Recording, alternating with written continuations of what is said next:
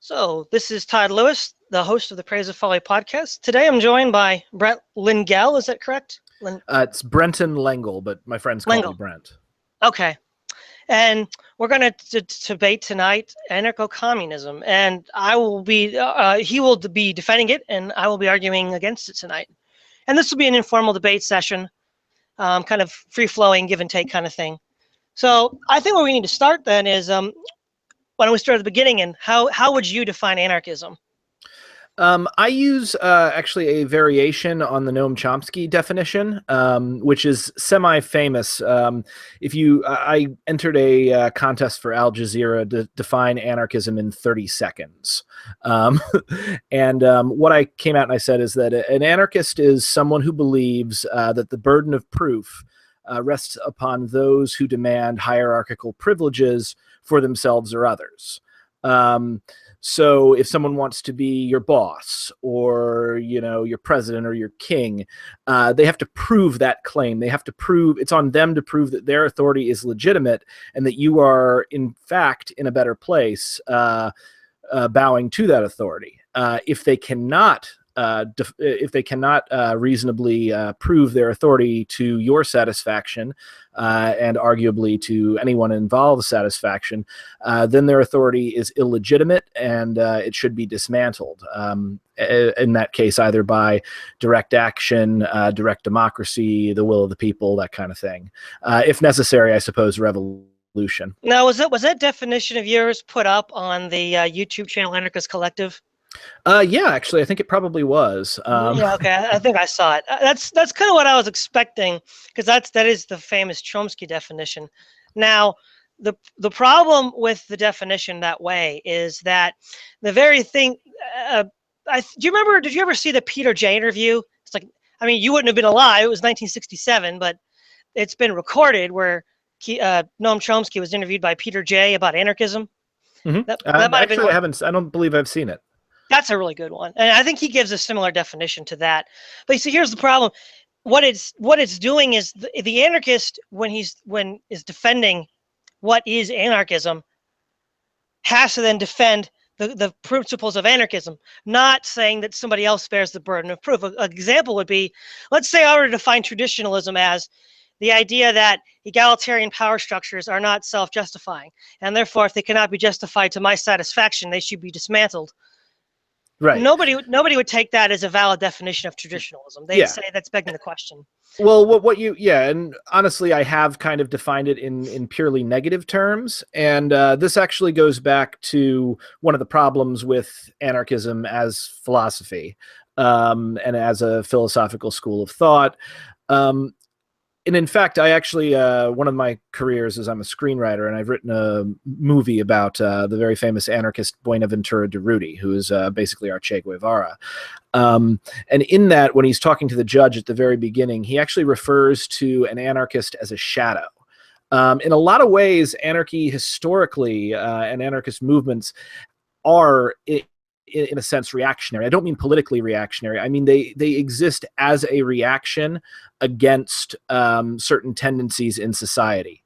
The brightness of power is how he puts it. We are, in a lot of ways, the shadow cast by the people, if I can be a little dramatic with it. But if you want me to give it to you in positive terms, as opposed to negative ones, I suppose my argument of what an anarchist is that an anarchist is part of a very specific philosophical and historical tradition. It is someone that's starting with Pierre-Joseph Proudhon's philosophy and branching out from there to, in my case, you've got Bakunin, you've got the writings of Peter Kropotkin, you've also got Emma Goldman. Those are the main anarcho-communist thinkers. Rudolf Rocker is a major anarcho-syndicalist thinker.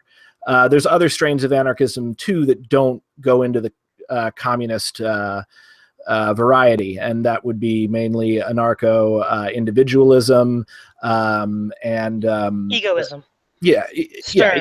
Yes, Stirner's egoism, though that's not I don't 100% consider that anarchy, because it feels like a slightly different branch. I mean, if we're looking at a tree from philosophy, everything is going to stem from Proudhon and spread out from there. It's actually one of the reasons why I don't consider ANCAPs to be anarchists, but instead a radical version of classical liberals. Wouldn't Godwin actually be considered the founder of modern anarchism? Godwin, which Yeah, Godwin? the one who married Shelley. He was that in the 1790s. You know, it's funny. I'm actually not too familiar with Godwin. I'm not William. You know, Yeah, William. William Godwin. What school of anarchism was he from? Well, I don't know much about Godwin, but I've heard some people argue he was the first modern anarchist in the sense that we would use it. Yeah. Well, he may very well be, to tell you the truth, but at least in my experience with it, the various anarchist traditions, and the one that I've looked the most into, you know, I found out essentially about anarcho-syndicalism, anarcho-communism from the internet. There's actually, I created a satirical sketch called Anarcho about a bunch of anarchists trying to run a pizza shop in like post-revolutionary Brooklyn. And in that specific sketch, like, there's a bit where they're talking to the mutualist, and he mispronounces Proudhon's name, and he's like, you know, he's called him Proudhon. And they're like, "What, did you learn about anarchism from Wikipedia?" And he goes, "No, yeah, I totally did." Yeah. Okay. So yeah, the Chomsky definition I don't like, because it's question begging. It's begging the question. Because the thing is, they believe. See, the way in philosophy, every idea has a burden of proof on it, because every idea has to be justified on its own terms. And a question begging definition like that doesn't seem very.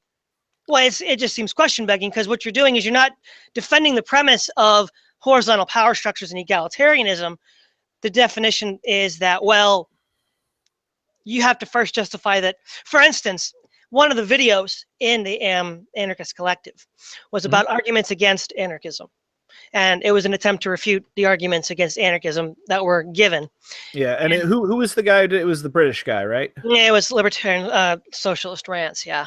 Yeah, okay, yeah, I know that guy. And he said, you need to disprove anarchism, you would have to argue the state is just and necessary. Now, that kind of thing is just clearly fallacious. That you don't have to prove that something is not true. You don't have to prove the truth if it's contradictory. What you have to do is prove that the tenet itself is contradictory. And so if someone seeks to prove anarchism is false, one is not thereby entailed or required to prove that statism is true. That's just another, I don't even know where that comes from, actually. It's just completely off the wall.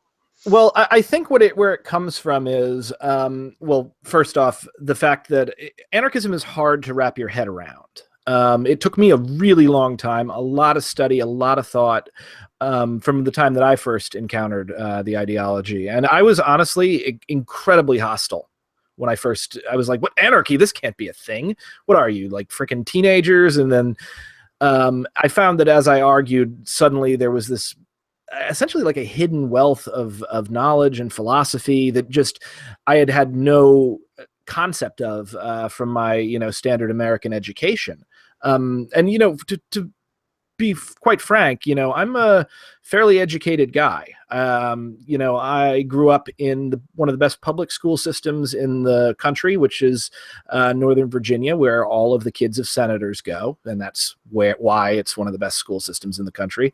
I attended one of the best private boarding schools, which was Woodbury Forest, where like the children of the 1% of the 1% go.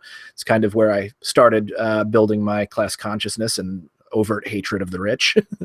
I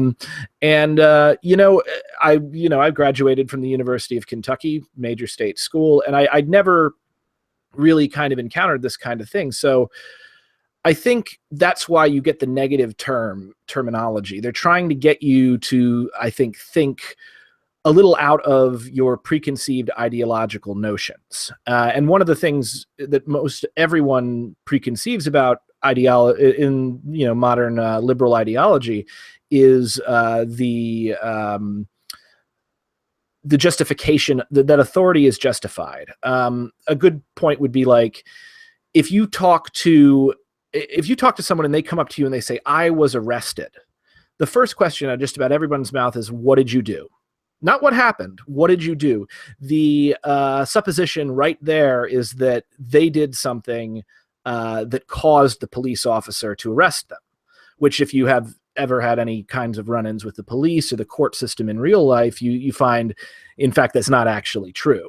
So I think that's where that definition comes from.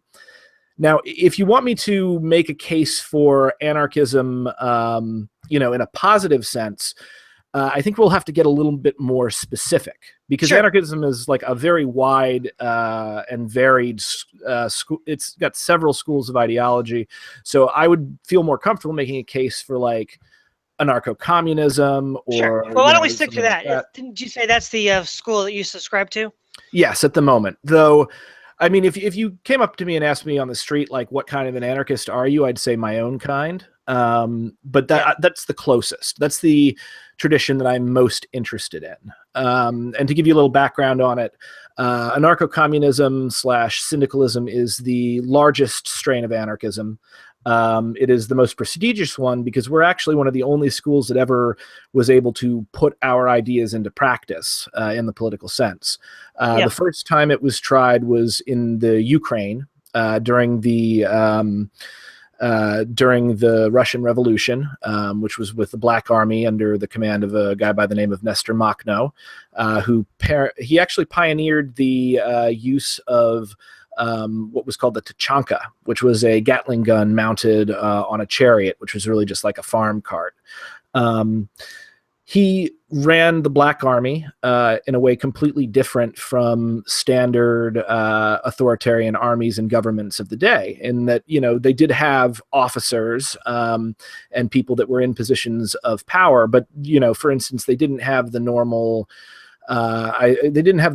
punishments that existed if someone, for instance, disobeyed orders or, deserted, which in, modern militaries, even today, is, previously, sometimes people were shot. Nowadays, people are imprisoned. These didn't exist, both out of the anarchists' philosophy, but also because, at the time, it was probably impossible to enforce these kinds of things.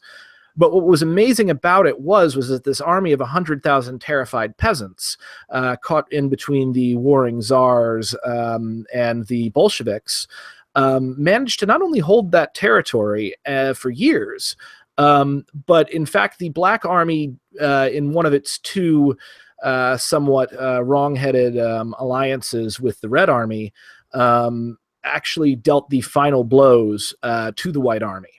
And won the war for the Bolsheviks. Yeah. Now, they attacked the supply lines of Denikin. Mm-hmm. Yeah, absolutely. Let's get a little more specific here. We're going to stick within the anarcho-communist tradition here, the one you're most comfortable with. How would you define property, and how would you define the state?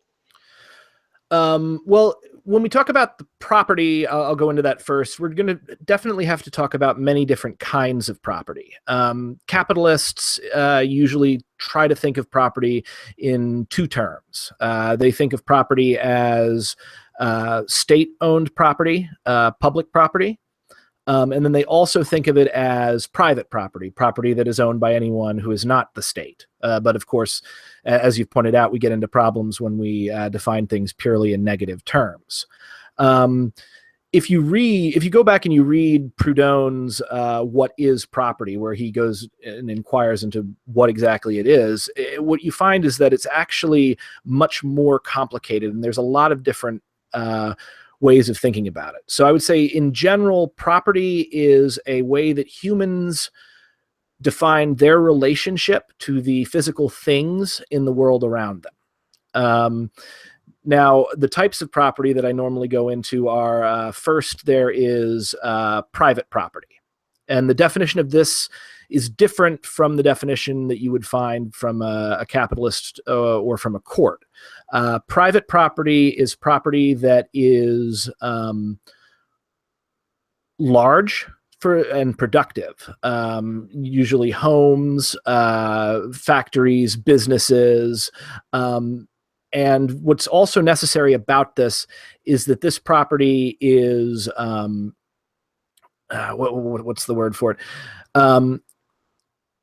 It's large property, and it's also absentee ownership of it. That's what we would consider private property. For instance, I own a factory that I do not work at.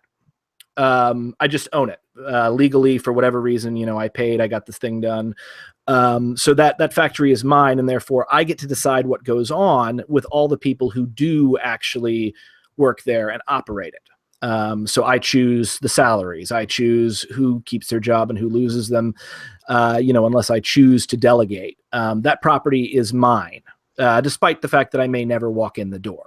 Okay, let me give you 3 definitions, and that I've heard from anarchists before, and I'll see if you can use these working definitions. Private property is, like you said, from the anarchist perspective, the idea that you have large productive pieces of land or property that you are, 1, not directly working, and 2, are having someone else work on it for you.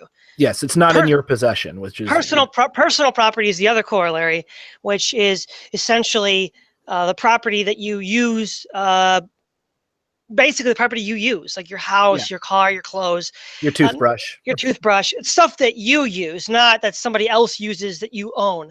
And then the state is defined as the monopoly of violence over a given geographic region.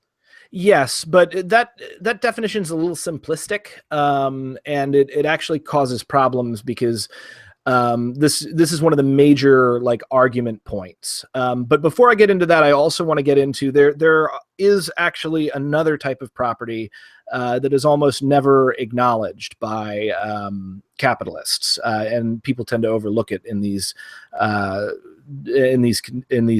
discussions, and that is common property. Common property is usually property that is abundant. It doesn't have to be abundant, but it tends to be. An example of common property, which is where it is owned by everyone and used by everyone freely. An example would be the air. International waters is another kind of common property. Language is common property. And honestly, information. Except, as we've seen, the types of property, our relationships to it, can change with laws and the actions of the state. So government comes in, takes over, a certain tract of water that was once international waters, but is now patrolled by their ships. Suddenly that becomes the public property of that government. If someone physically somehow managed to hold a large section of that without a government, I don't know how you would, like army of robots, that section of international waters might be private property. Or take the patenting of words like three-peat, or when Donald Trump tried to patent "you're fired." He was taking what was common property and then attempting to move it into the private property section. So the definitions of these things are kind of malleable. But in general, that's sort of how we think about each of these things. Now, common property and private personal property would be considered the only 2 legitimate kinds of property by anarcho-communism, correct? Common and personal? Yeah, I mean, legitimate in the sense that you have a moral right to it. Yeah.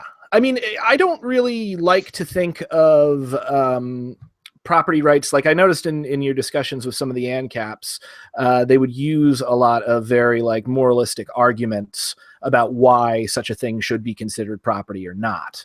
And I'm one of the reasons why I'm into anarchism is I'm very into moral philosophy, but I think reality more or less defines what is property and what is not. I don't like the private property relationship for a number of reasons. I won't necessarily say that it's immoral in all cases, but I will say that it is, for instance, bad precedent because it can lead to a number of abuses. The same thing happens with public property. That's property owned by the state. By and large, I'm against the state. And to define the state, because you talked about the monopoly on violence, what I'll tell you is that it's not just a monopoly on violence, the state is a very, very specific thing. It is an organization, a necessarily hierarchical, professional organization which manages to claim a monopoly on violence over a given area. The difference between it's not the same thing as a government. A government, somebody once told me, a government is a thing we do. It can be an organization, and government exists essentially to create and mediate policy, whereas the state functions as the force behind that policy. So they overlap, but they aren't the same thing. The difference between the government and the state might be the difference between the city council and a police officer, the difference between a senator and the CIA. You know, and one of those two things is much more benign than the other, because even the worst senator in the world, who is the, you know, sitting up there plotting, you know, corrupt and horrible things that could possibly happen, he is essentially powerless without the state to back him up with its use of violence. So when I talk about the state, it's that specific organization that I mean. As opposed to the various governments of the world or nations. So what you're saying is that in addition to a monopoly of force over a given geographic region, you'd also add to that definition that it's a hierarchical institution. Yes. Along strict lines of command and control. Okay. I don't remember if I brought this objection up in the ANCAP debates, but so I don't know if you would have heard it, but one of the problems that I have with both anarcho-capitalism and just classical anarchism is that they haven't defined property sufficiently so that it hasn't defined the state, because by definition, personal property is a monopolistic use of force over your given region. So, for example, let's say we have an anarchist commune, and they have been set up, you know, their community maybe 300 strong or something, however large it is. And alternatively, at various times, neo-Nazi skinheads, Stalinist statists, radical Islamic terrorists like ISIS want to come in. Now, presumably, that anarchist collective is going to say no, and if they don't take no for an answer, they're going to try to defend themselves in some way. Absolutely. As the anarchists in Ukraine and Spain did. But you see, that's just another kind of state. It hasn't really been abolished. It's just been redefined or changed its form. Well, I mean, you could argue that, and if you wanted to consider that a whole nother kind of state, fine. I don't particularly care what you call it. The thing is that that's not what I'm concerned about. I'm not against the state because it's a state. Like that's, and I find a lot of the time, you're against it because it's hierarchical. I'm against it because of what it tends to do in reality. Once again, okay. Hierarchy isn't a problem per se. Like, if hierarchy is justified, it is totally fine to use it. Mm-hmm. A good example would be I work as a wilderness guide, and when I take people out on a hike, I'm the boss. They have to listen to me, and they have to listen to me because they've agreed to, because I have a relevant skill set that I will make sure that they don't get lost. Now, in that specific instance, hierarchy is perfectly fine. The problem becomes when hierarchy and when authority reaches beyond the points where it is justified.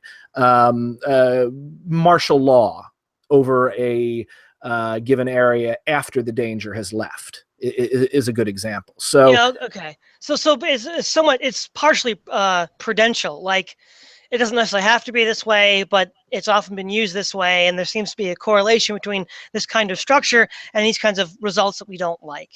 Absolutely. I mean, at my core, what I'm worried about for the most part is it's the idea that power corrupts. Or if power doesn't corrupt, the idea that when you centralize power in fewer and fewer hands, you increase the likelihood that a psychopath is going to make his way in, or her way, equal opportunity, into one of these powerful executive positions. And then through the state's custom of command and obedience, they will proceed to use it in a way that is overall extremely negative. And that's why I think that these types of institutions need to be questioned and dismantled as much as possible, because, I mean, we're living in a world with nuclear weapons. We're living in a world where the wrong person in an office who hits a button could end the human race as we know it. And not just the human race, but lots of other forms of life on this planet.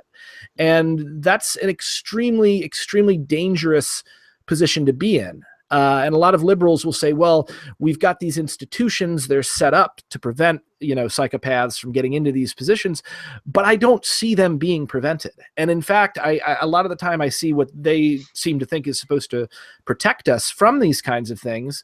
And I see it actually ensure the opposite. I mean, not to get particularly political, but take Donald Trump, perfect example. He was one of the most disliked candidates in American history. He received fewer votes than both Mitt Romney and John McCain before him. And yet, he's the president. And he's the president not because overwhelmingly the people favored him, but because we had this anti-democratic rule of the Electoral College that I was raised, at least, being told that's there to prevent someone who is unqualified from getting into the Oval Office. And of course, not only in the most ironic twist ever, the Electoral College wound up being the sole reason, or the biggest reason why he's now the president. And, he may blow us up over a comment on Twitter. Okay, so the point that I want to make is that for just the reasons you gave is why I'm opposed to anarcho-communism. Because with Nestor Makhno in the Ukraine, he led a bloody reign of terror against as he saw them, the bourgeoisie, but the Mennonite German communes in Ukraine, especially at places like Eichenfeld, Chortitza, and elsewhere. And then in Spain, the CNT ran a bloody reign of terror against the Catholic Church, where, according to, I think, Bulletin, the historian of the Spanish Civil War, they killed like 1,200 priests, monks, and nuns. Yeah, Bulletin. And well, here's the thing that you also need to understand about that period, because that's one that I've researched in absolute depth. First off, the anti-clericalism in Spain had a very, very long history prior to the anarchists. I mean, one of the things that they used to say about the Spanish was that they followed their priests either with a candle or a club. And so there was already a very difficult situation with the church. The other issue there with the Spanish anarchists was that the church, huge sectors of the church, and not all of it, were combatants, and they were working directly for and with the fascists. You saw this if you read Spain in Our Hearts, which is just recently came out. There's this whole section on, for instance, a very famous Catholic priest who was embedded with the fascist troops and was more bloodthirsty than the fascists. There were also times, and I'm not kidding, this is also reported by multiple sources, this was a time when the Spanish upper class hunted people. They hunted humans for sport, and the Catholic Church came in and blessed them before they went off on these hunts. They called it, if you look into it, it's La Reforma Agraria.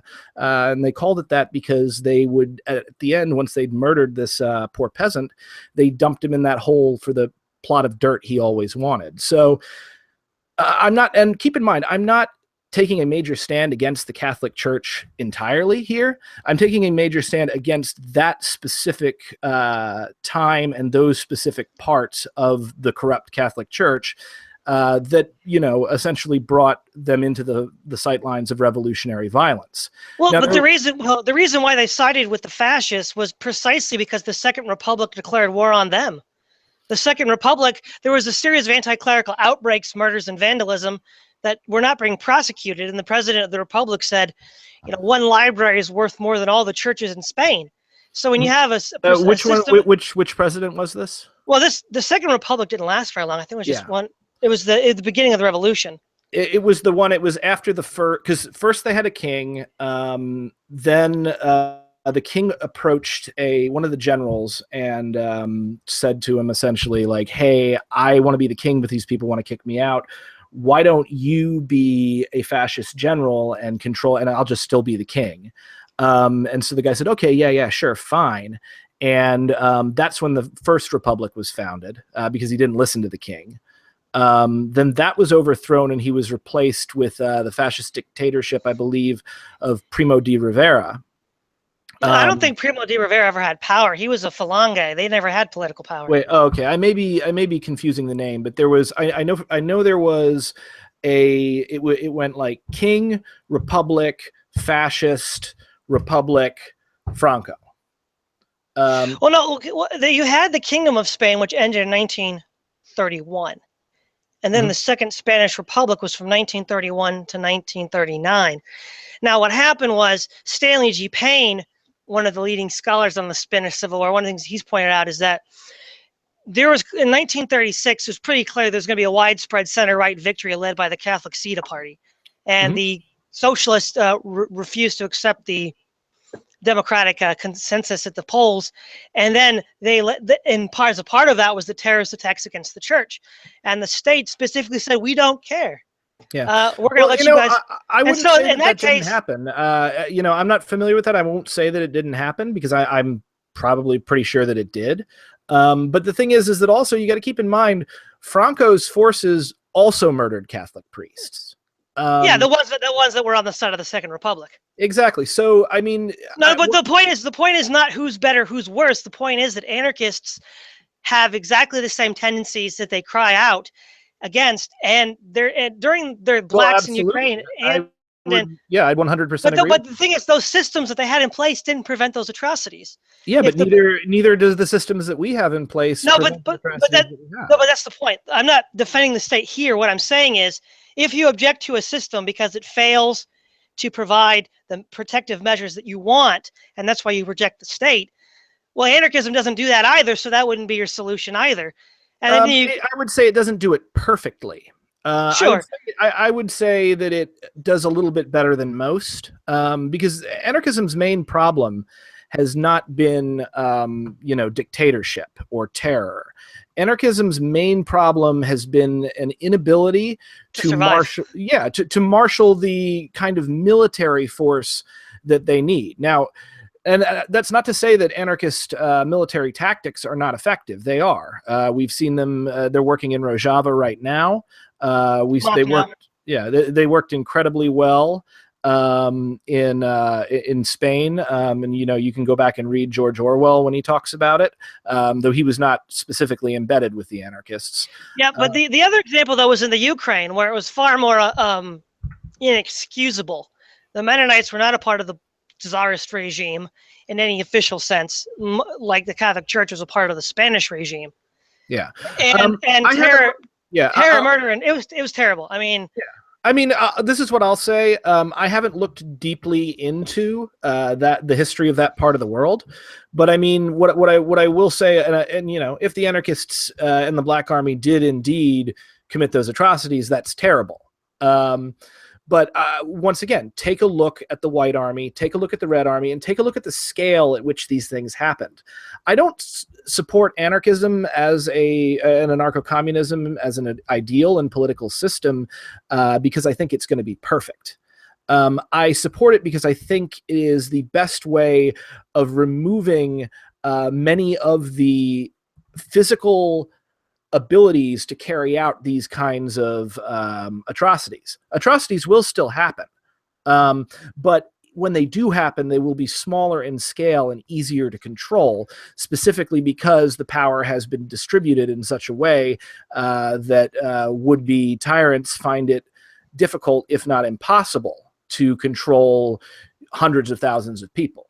Well, certainly the obvious fact is due to the inability for them to marshal the military assets necessary to survive, they are by ipso post facto less able to exercise that will. But if you look at the black behavior in Ukraine and the Bolshevik behavior in Russia and their military anti-clerical behavior, the white Russians were just as bad, if not worse. In fact, the only religious minority you could say that about would have been the Jews. Every other religious minority would have sided with the whites. because the whites weren't anti-clerical maniacs that were going to butcher everybody. The Right, difference, but people don't become anti-clerical maniacs for no reason. I mean, you don't, a church, a religion, there's a lot of people killing over religion, for religion, by religion, whatever. But the thing is that by and large, humans are reasonable. And I find that when you get to a point where another group has been so thoroughly dehumanized and outgrouped that the people feel comfortable in doing those kinds of things to them, there has been a massive breakdown in society that predates all of this. Now there are some exceptions where like it absolutely exceeds anything that can be justified. A good example would be the Holocaust. But what I would say is that took a huge amount of propaganda and a terrible economic and political situation to eventually come about.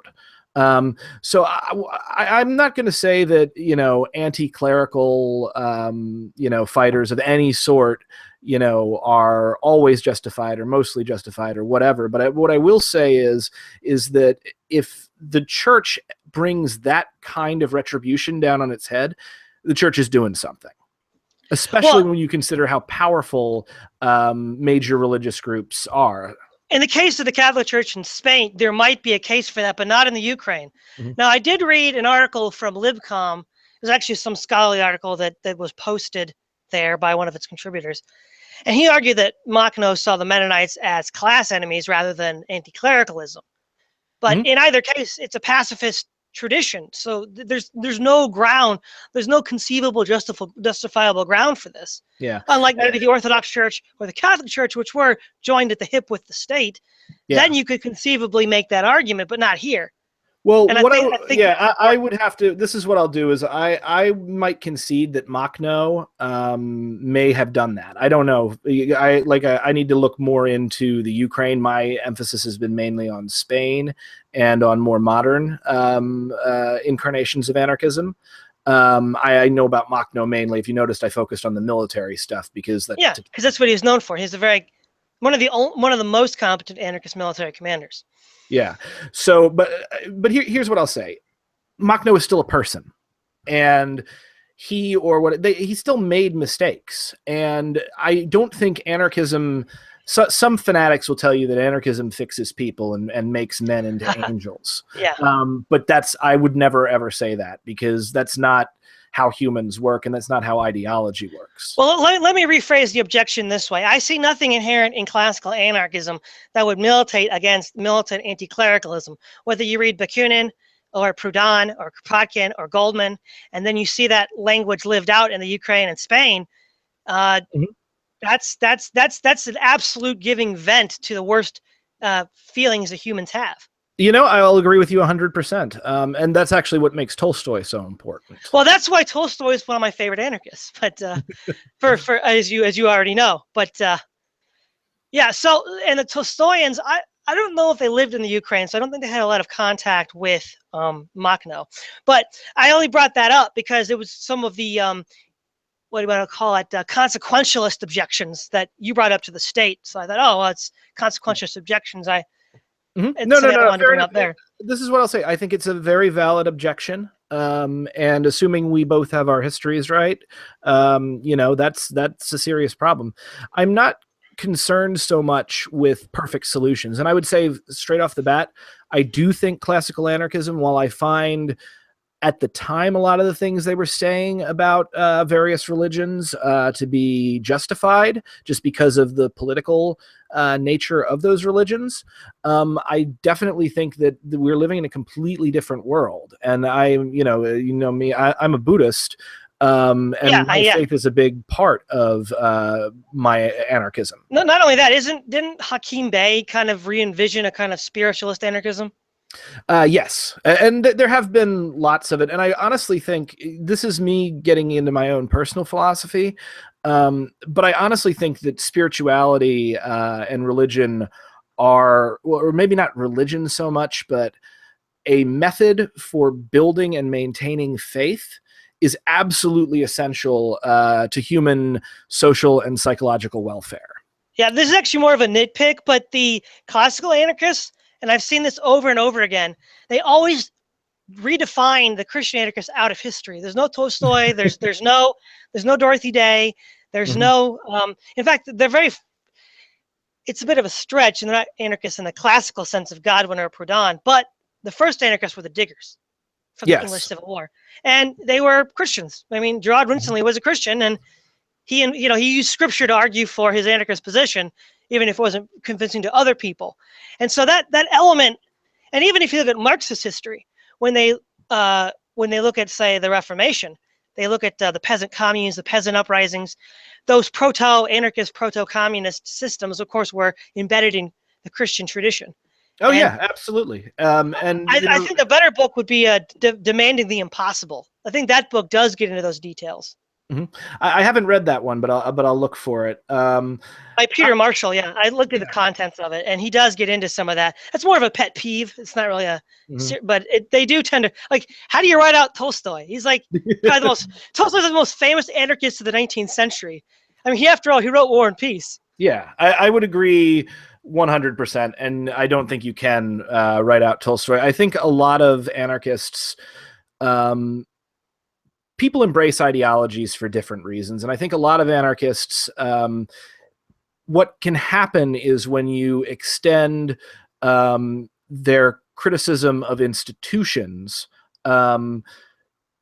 beyond the specific institution of the church right then, and then they start to critique, for instance, religious belief. And the thing is that I find a lot of what happens when people try to criticize others' faith, they find like a cartoon version of it, because they're not usually particularly into it. They just have like this vague idea. Like I went for several years in New York City as like a very angry militant atheist. Like I got totally hoodwinked by like Christopher Hitchens and stuff.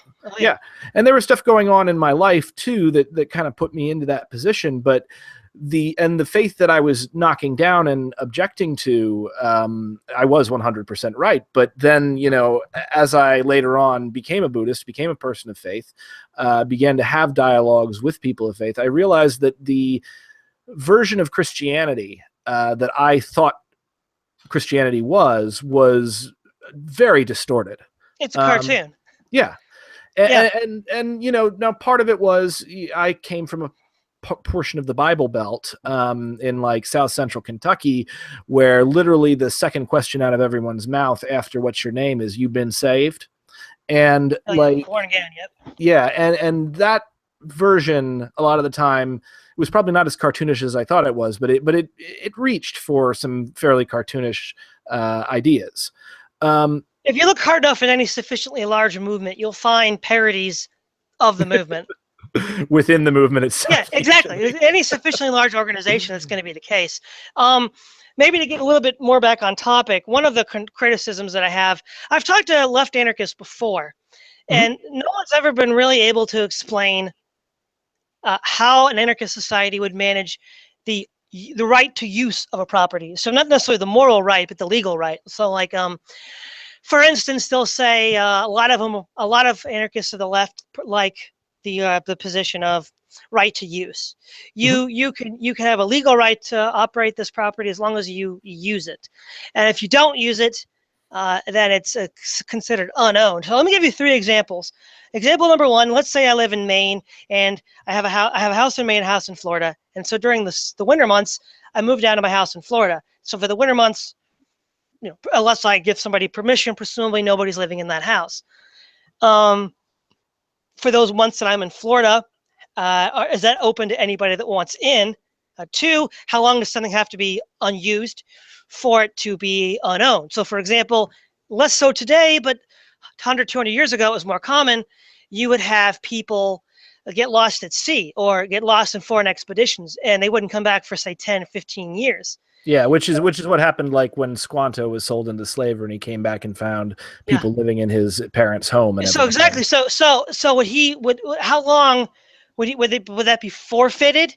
And then see the other one was Well, I'll just stick with those two for now. Yeah. The two examples. Well, you know, I get into this with ANCAPs a lot, and I think this is a question I got into with Robert Kruger, and I may or may not have done as good a job as of defending it now as I am going to. But here's the thing: everybody's sitting there looking like, what are the universal rules of an anarcho-communist society? And that's keep in mind, let's assume that anarcho-communism has defeated the state and prevented a new one from rising. What are the universal rules? How can there possibly be universal rules? Who enforces those universal rules? There's no state. So, well, let me rephrase the question. I think I know where you're going, but let me rephrase it slightly. You can, if you have a agreed upon convention, you don't necessarily need to have legal enforcement. It's just an agreed upon convention. So let's given this is an anarchist society and there's going to be no state apparatus to enforce conformity, most anarcho-communists that I've read, anarcho-socialists, will say that there's going to be social pressures that will direct people away from behavior they find unacceptable. And at the last resort, using violence if need be. So in that case, I have not, let me put it this way, I have not found an anarchist convention that is universalizable that could conceivably adjudicate these property use disagreements that will arise. Yeah. So what you're talking about essentially is you haven't seen like an anarchist constitution that sets out like not one that's enforced by the state, but just says like, we're going to do this, this, and this. Well, not even a constitution, though. That would be something like that. For instance, for instance, my as far as unwritten or informal, right? There's an unwritten English constitution. It's not written down. In fact, neither was the Roman Republic's constitution. But there were these agreed upon rules that conventions across the society that adjudicated disputes. And then there was a body of judges that would be able to answer as new disputes arose with new material conditions that hadn't been answered before. They could then do that. So I guess it's twofold.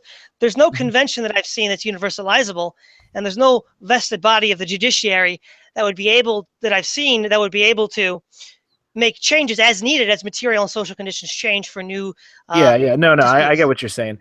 Well, you know, the thing is that what anarcho-communists and syndicalists would probably do in the case of your two houses, one in Maine, and where was the other one?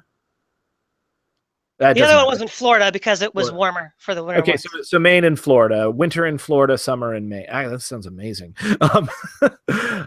So with those two houses, this would be my guess. You know, if I was head anarchist or something up there, I know that's a bit of an oxymoron, but you know, they're informal leaders will always, informal leaders will always appear. I say, you know, as long as, you know, there's not a serious problem for housing, absolutely keep both those houses. I don't give a crap. As long as you're not causing anyone problems and we can feed and house everyone that we need up in Maine or down in Florida, yeah, that's totally fine. Now, if you had a dispute with someone over that or any other sort of property disputes, the traditional way that anarchists deal with it, we did a version of it which was somewhat successful and somewhat not at Occupy Wall Street, and that's the General Assembly. The General Assembly, or GA, is a grouping of people in a specific area around specific topics. Essentially, we get together, we talk it out, and we vote. Now, some of the votes are majority rules. Some of them are decided in advance that you need a specific kind of supermajority, and some are consensus-based, where unless we have 100% agreement, nothing happens. And varying, like, they're implemented by different people in different ways and different communities with different, you know, cultural norms. So I would say, you know, what would happen is, say you come up to Maine and you find someone has set up shop in your winter home, and you're like, hey, you know, or your summer home, and you're like, hey, I was kind of living there. And he's like, well, I needed a place to stay for me and my family. You guys would go and you'd take it to the GA and you'd talk it out. And what would hopefully happen is that through that process, you would find a way to mediate your dispute. And maybe that might be you and him and everybody get together to build this guy a house somewhere Okay, else. so basically, if I understand correctly, the GA would be the assembly of the people in the concerned area deliberating on the issue. So they're all judges, basically. They're all performing the role of the judiciary Exactly. in that instance. Okay. Now, how about the guy that was lost for X amount of years and then came back and found out that all of his property had been taken over by somebody else because it was declared unowned? Yeah. I mean, once again, same thing. You take it to the GA. I mean, really, Okay. what happens here is that someone can't hold, there are two ways you can hold a piece of property. You have it in your physical possession, and you use violence to defend it if need be, or just defend it with your presence, which, you know, maybe threat of violence or just threat of annoying someone. Or the other way to hold it is to have other people hold it for you. In the case of private property, the one who holds it for you is the state. You know, take for instance, like, I don't know, is any large, sufficiently large business empire. If one day all of the workers at Microsoft decided, screw Bill Gates, we're not paying him anymore. We're going to run, we don't like the way he's running things. We're just going to run this whole company ourselves. And, you know, he can just be mad about it. Bill Gates can, in this society, go to the government, to the state, and say, this is mine, I legally own it, and then initiate police response. That's the only other way to physically hold property. And that's why a lot of the times I think of these property conventions as not so much natural laws as they are constructs of the state. They're things that the state makes and creates, and without it, they disappear. Well, one of the things that I'm getting at is, okay, let's say somebody, the right title owner is gone, missing, whatever. And in the novel Ben-Hur, Ben-Hur is unjustly accused of a crime he didn't commit and was sold into slavery. And his father's estate, his father had died on a sea voyage, on a trading voyage. So there was no legal owner yet. They didn't think he was dead. He was only sold into slavery. So it doesn't necessarily mean he was dead. So, but they already, that family, that wealthy merchant family, already had it set up, designated individuals who would watch the estate until the legitimate heir would come back. Oh, yeah. And so what happened was, when Judah Ben-Hur finally comes back, he finds his estate in good working condition because of, I forget the guy's name, but his agent had done a very good job of keeping it up. And so once he proved that he was Ben-Hur and was a legitimate heir, then he could get the property. But yeah, I'd say that's perfectly fine. Okay, yeah, but what I'm saying is, for a political ideology to be feasible, it does have to be able to, we'd all agree, has to meet certain needs of order in the community. People can't function at the most basic level in a chaotic, disordered environment, like, say, certainly, like the cartels in Mexico. Just nobody can live in that condition. It's just tyrannical. It's terrible. Well, and yet they do, but well, they do. But what I mean is, they don't live well. They can't develop civilization or literature or anything like that. They're living in a beggar's existence under that situation. I mean, well, here's what I'd say. I would be very careful about making that kind of assumption from where we sit. People live in all sorts of conditions, and people create art and culture in all sorts of conditions. I certainly would not want to live under, you know, a cartel's terror. And in fact, the guy who convinced me originally to become an anarchist, who is ironically a libertarian now, he grew up in that environment in Juarez, where, you know, a couple of his friends went to a party and they were shot dead. And, you know, occasionally headless bodies, occasionally headless bodies would show up in the canal. And, you know, in Mexico, you also have situations where the government and the military collude with the cartels to eliminate dissidents. And I think there was like a whole class of radical students that were put on a bus by the military, and then likely they were all killed by the cartels and buried somewhere because they disappeared. And I think they may or may not have found their bodies. But the point being is that I would not feel comfortable going up to a Mexican who lived in that and saying, you don't have the ability to create civilization. You know? No, I'm not saying. No, I'm not saying that he doesn't have the ability in virtue of who he is, but in virtue of the conditions that he lives under. Mm-hmm. I would say, yeah, that are inimical to flourishing of any kind of human flourishing. Let's put it at this: there are much more difficult obstacles to human flourishing in situations where there is very little political order. Exactly. That's probably a very precise way to put it. And I haven't seen any. Well, there's on the theoretical level and the practical level, and I think on both levels, I haven't seen anarcho-communism provide that. Now, as far as the practical level, that's going to be self-defense, and I'll get to that a bit later in this discussion. Mm-hmm. I'm not quite ready to get to self. I mean, I would argue that we already have evidence that they provided it because of revolutionary Barcelona in Spain. Now, there are other versions, but keep in mind, revolutionary Barcelona and the Argonne Front, the anarchists didn't just defeat the military there and then everything went willy-nilly. They kept and held power there for like 3 years. And they were only, it didn't collapse because the people were demanding the state back. I know, the communists invaded. Yeah. The communists invaded.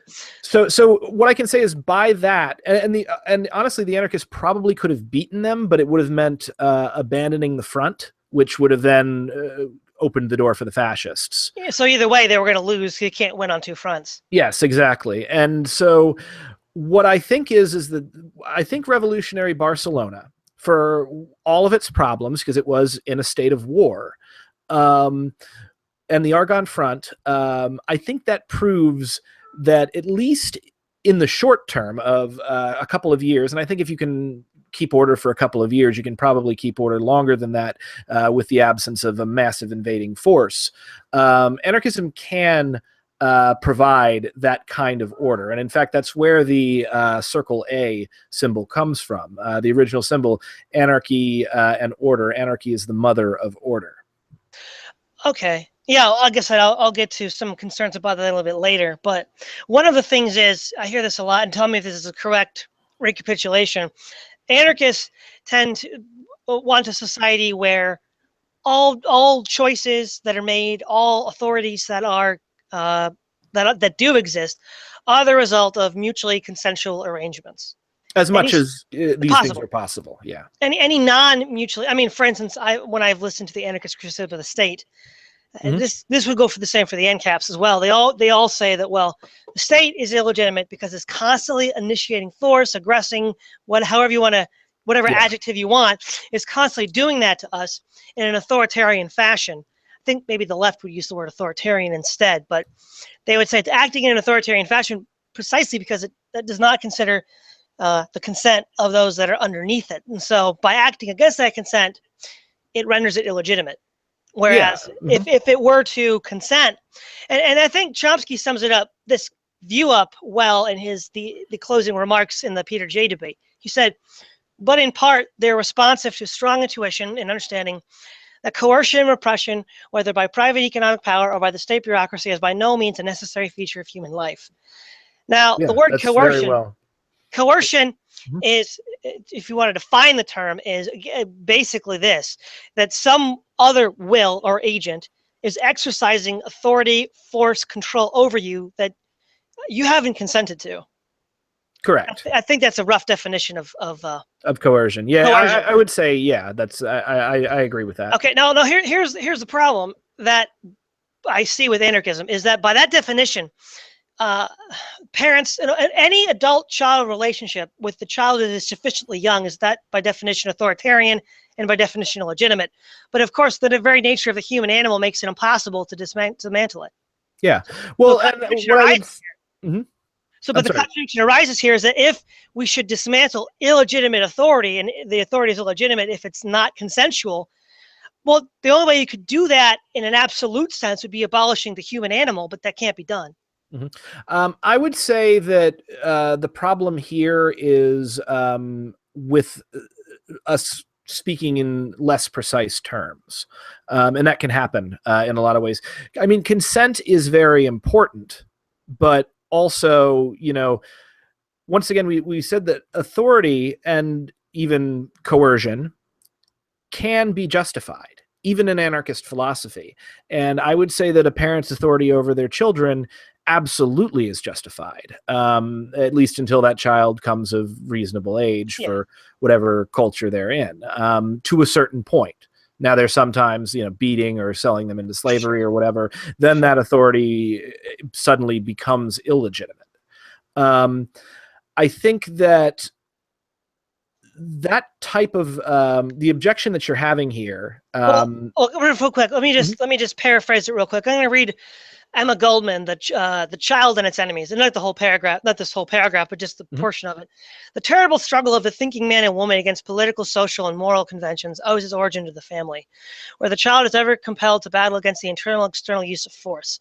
The categorical imperatives, you shall, you must, this is right, this is wrong, this is true, that is false, shower like violent rain upon the unsophisticated head of the young being, and impresses upon its sensibilities that it has to bow before its long established and hard notions of thoughts and emotions. Now, certainly classical anarchism, I'm pretty sure, did want to abolish the family. I know Marxism did, and I'm fairly sure classical anarchism did, like the Goldman, Bakunin, Kropotkin type. Well, here's the thing about the family, and there are definitely strains of anarchism that oppose the current form of the family, and are more into free. Like I got married recently, and people were like, "What are you doing getting married? You're an anarchist." I'm like, "Because I wanted to." You're a bourgeois traitor is what you are. Exactly. Oh, there's a number who would consider me that. To them, I usually say, "Well, I didn't see you at Occupy. Did you get arrested?" No. Okay, shut up. But like, the thing is that I think Emma Goldman in that instance is pointing out that certain aspects of the way families function can encourage authoritarian thinking and behavior, which is very true. But I think Emma Goldman here, what she's doing is she makes the same mistake Freud made. She's very good at diagnosing herself, and she is then taking that diagnoses of herself and applying it to the whole of society. Yeah. Emma Goldman, if you look into her history, she had a very difficult relationship with her parents. And, of course she would, for a woman who behaved and thought the way that she did in that society. And I think there are a number of people who do come from broken authoritarian homes, be they broken homes because a parent is gone or some love. For whatever reason. Yeah, exactly. Yeah. Totally. Yeah. Or maybe they have like a perfect traditional family, except the father is an abusive monster. I do think that a lot of that is inherent in society can be generated by the family dynamic, but by no means does that mean you do away with the family dynamic. Okay. That to me would be a little. It seems like you're thinking a little more outside of the norms that I'm familiar with of anarcho-communism or the radical anarchist left. Well, hence why I always describe myself, married. I actually work my day job. I'm a writer, but my day job until very soon is management. So, I am not very anarchist to be a manager, but yeah. Not at all. But I'm a good manager, and my workers love me, and we work together. And, the thing is that that's why I would say I'm my own kind of anarchist. And that's kind of why I start off with the Chomsky defining it more in negative terms than positive terms. I could sit here and quote to you like anarchist dogma from the 18th and 19th century. Like, this is anarchism.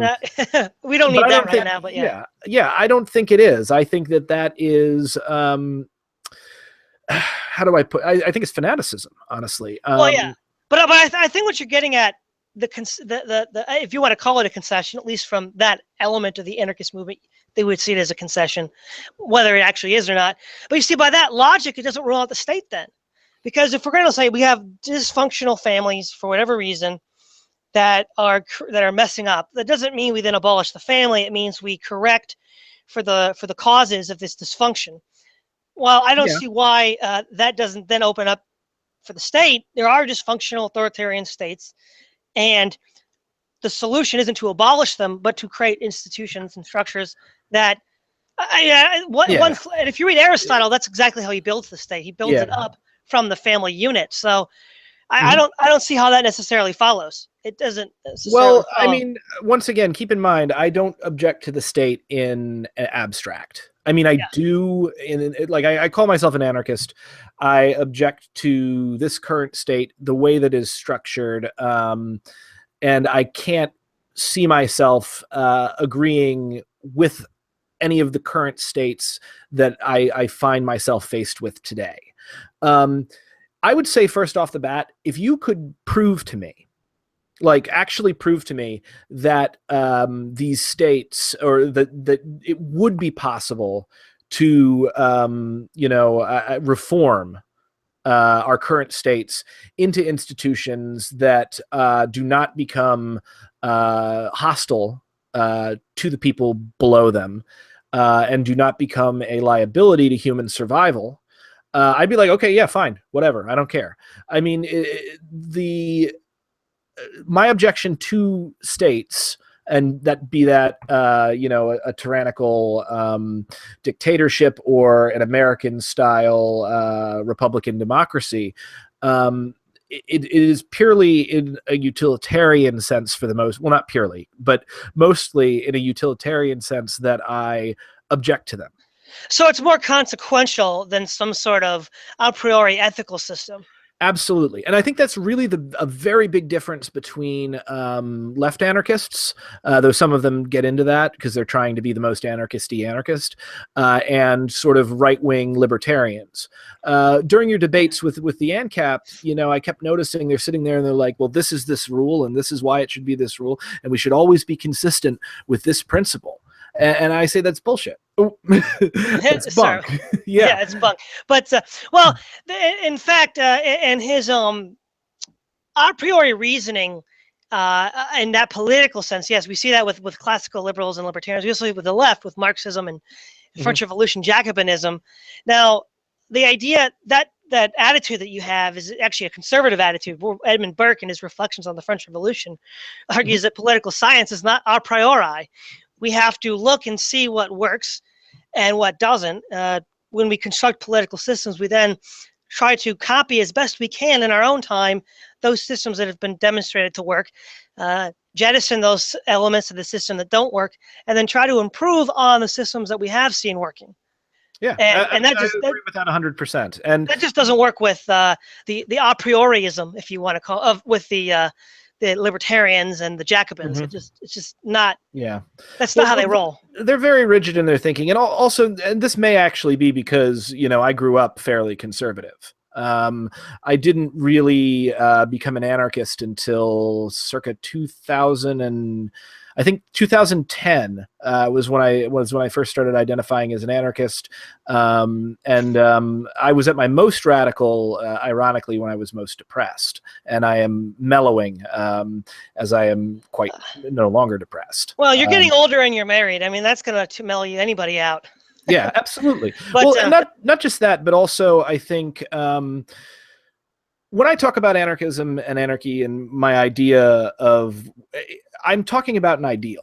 I'm talking about where I am trying to push our society to.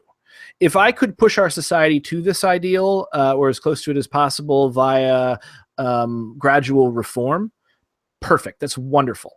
And at this point, at least, for reasons of my Buddhist faith, I do actually oppose forcible violent revolution.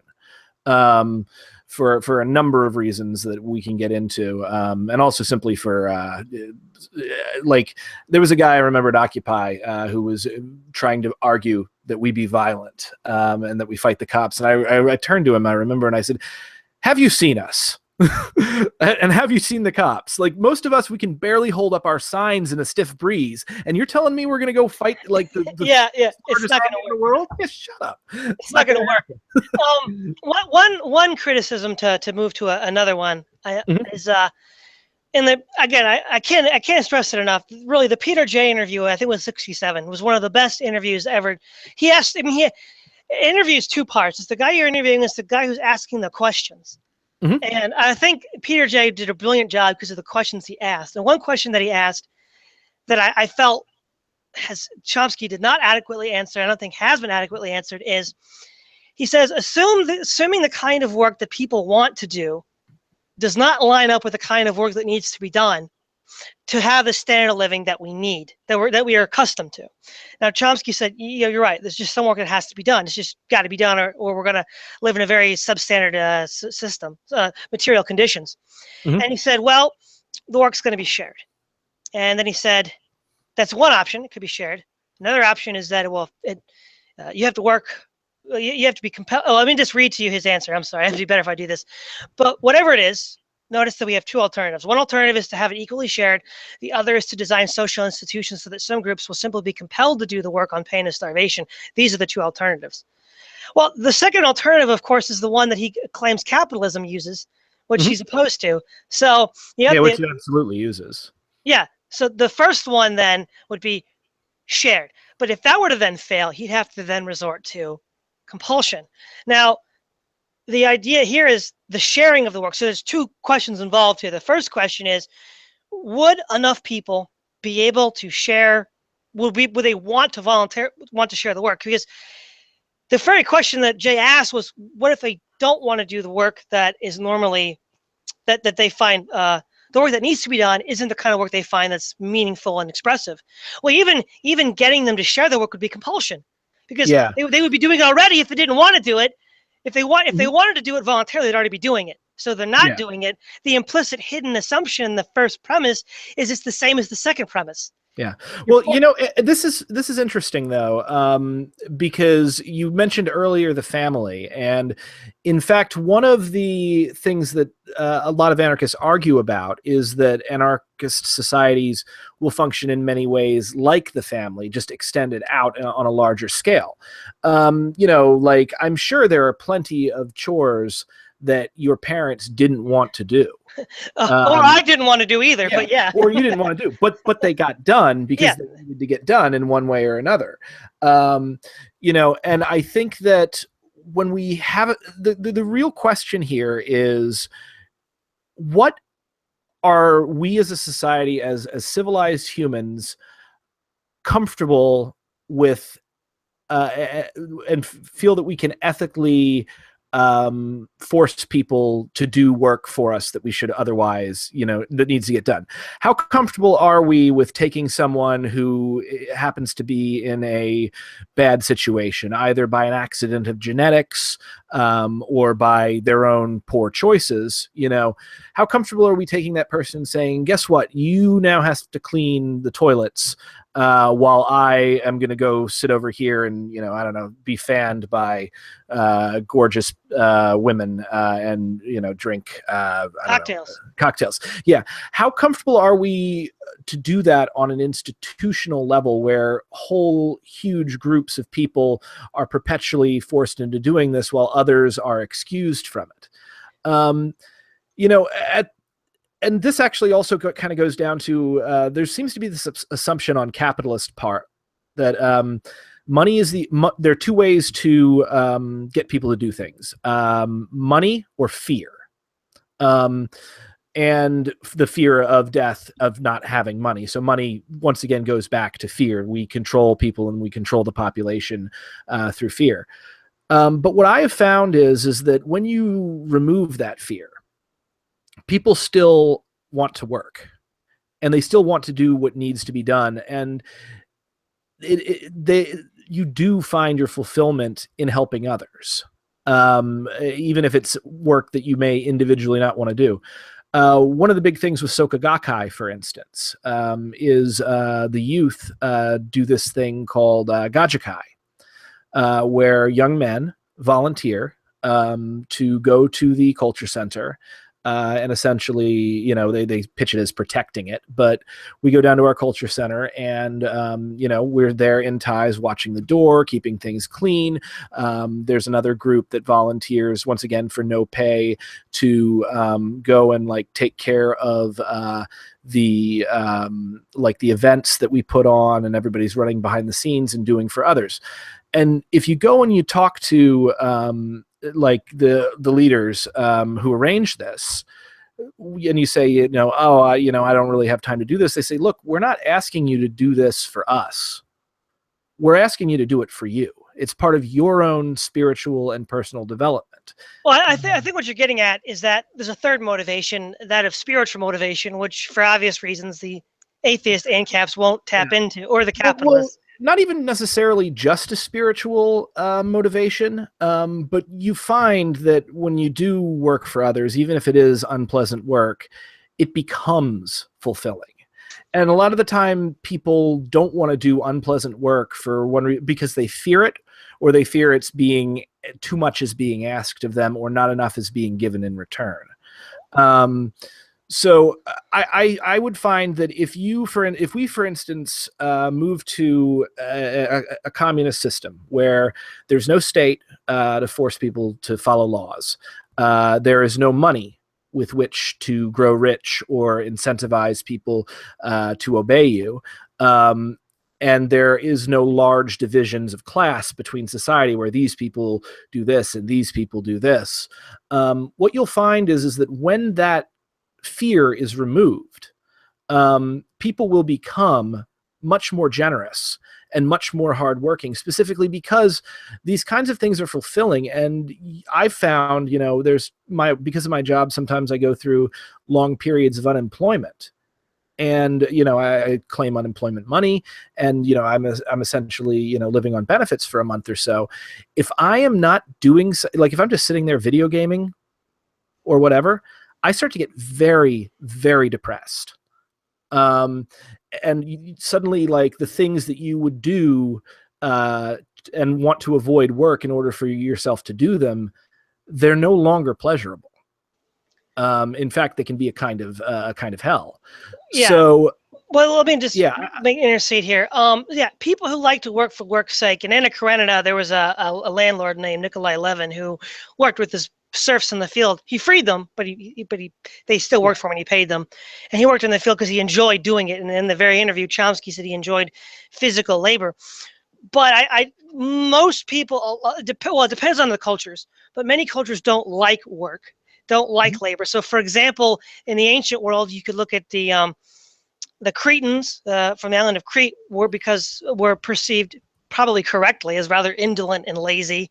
The Germanic tribes and the Celtic tribes, because they never really advanced beyond hunter-gatherer society, also there's a certain indolence involved in that as well. And we see in other areas, I remember I took this class in African history, and they would tell, there's this folk tale about a warrior who was able to trick somebody else into getting food for him, so he didn't have to work for it.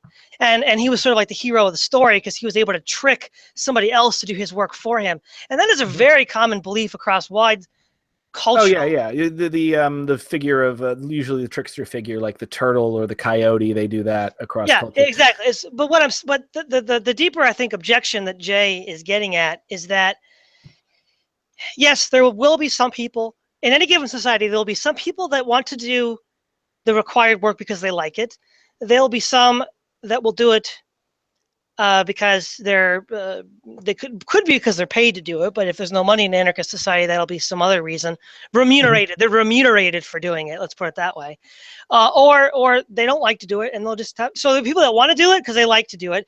People that don't want to do it unless they're forced to, and then people that would do it if they were remunerated properly. And also people that just don't want to do it and need to be forced to do it. Yeah, that was one group I mentioned. So, for example, the kind of person that didn't want to work in the Gulag Archipelago, Volume 2, Solzhenitsyn basically gives an account of an interview, not that he had, but someone else had, with a Russian.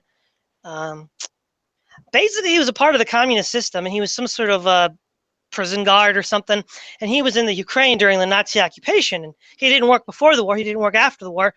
And then the guy asked him, well, what were you doing during it? He said, well, of course I had to work. The Nazis would have shot me. And the point is, I think more people would be like that than even there's three ways to motivate people. Either they have an internal motivation because they like to do what they're doing, that you motivate them externally through some sort of incentive system, some sort of remuneration incentive system, or you force them to do it. And I think the best way to get the most people to do the kind of work that we need to get done is the remuneration system, because we don't want to have Mhm. taskmasters with whips all over the place forcing us to work. And Yeah. I just don't believe there's going to be enough people that voluntarily want to do all the different kinds of work necessary, some onerous, some not so onerous.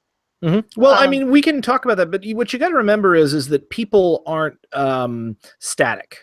We're not just one thing at one time. We're shaped, our desires, our tastes, our feelings. It's shaped by our environment. You know, the guy said who didn't work, and then said, you know, oh well, of course I worked when the Nazis would have shot me.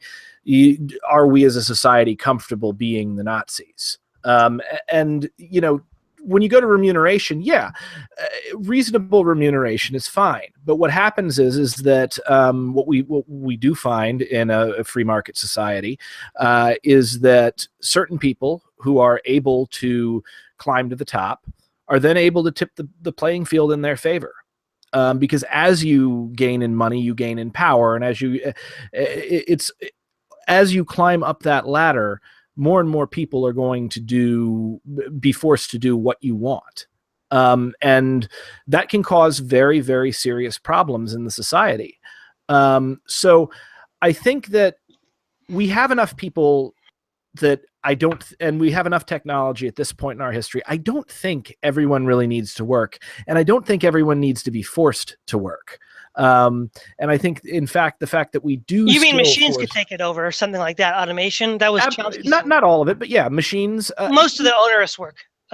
Yeah, I feel like, and this also comes from me as a manager. I feel like a lot of the work that is done today is done to perpetuate the economic system and to deal with the specific challenges that this system brings up. One of the ways that I manage nonprofit fundraising for the arts. And in a moneyless society, that job would not exist. I wouldn't have to go and do all of this stuff to get money so that, you know, a ballet or a play or something could be put on, and that the artists who did it wouldn't starve and die on the street.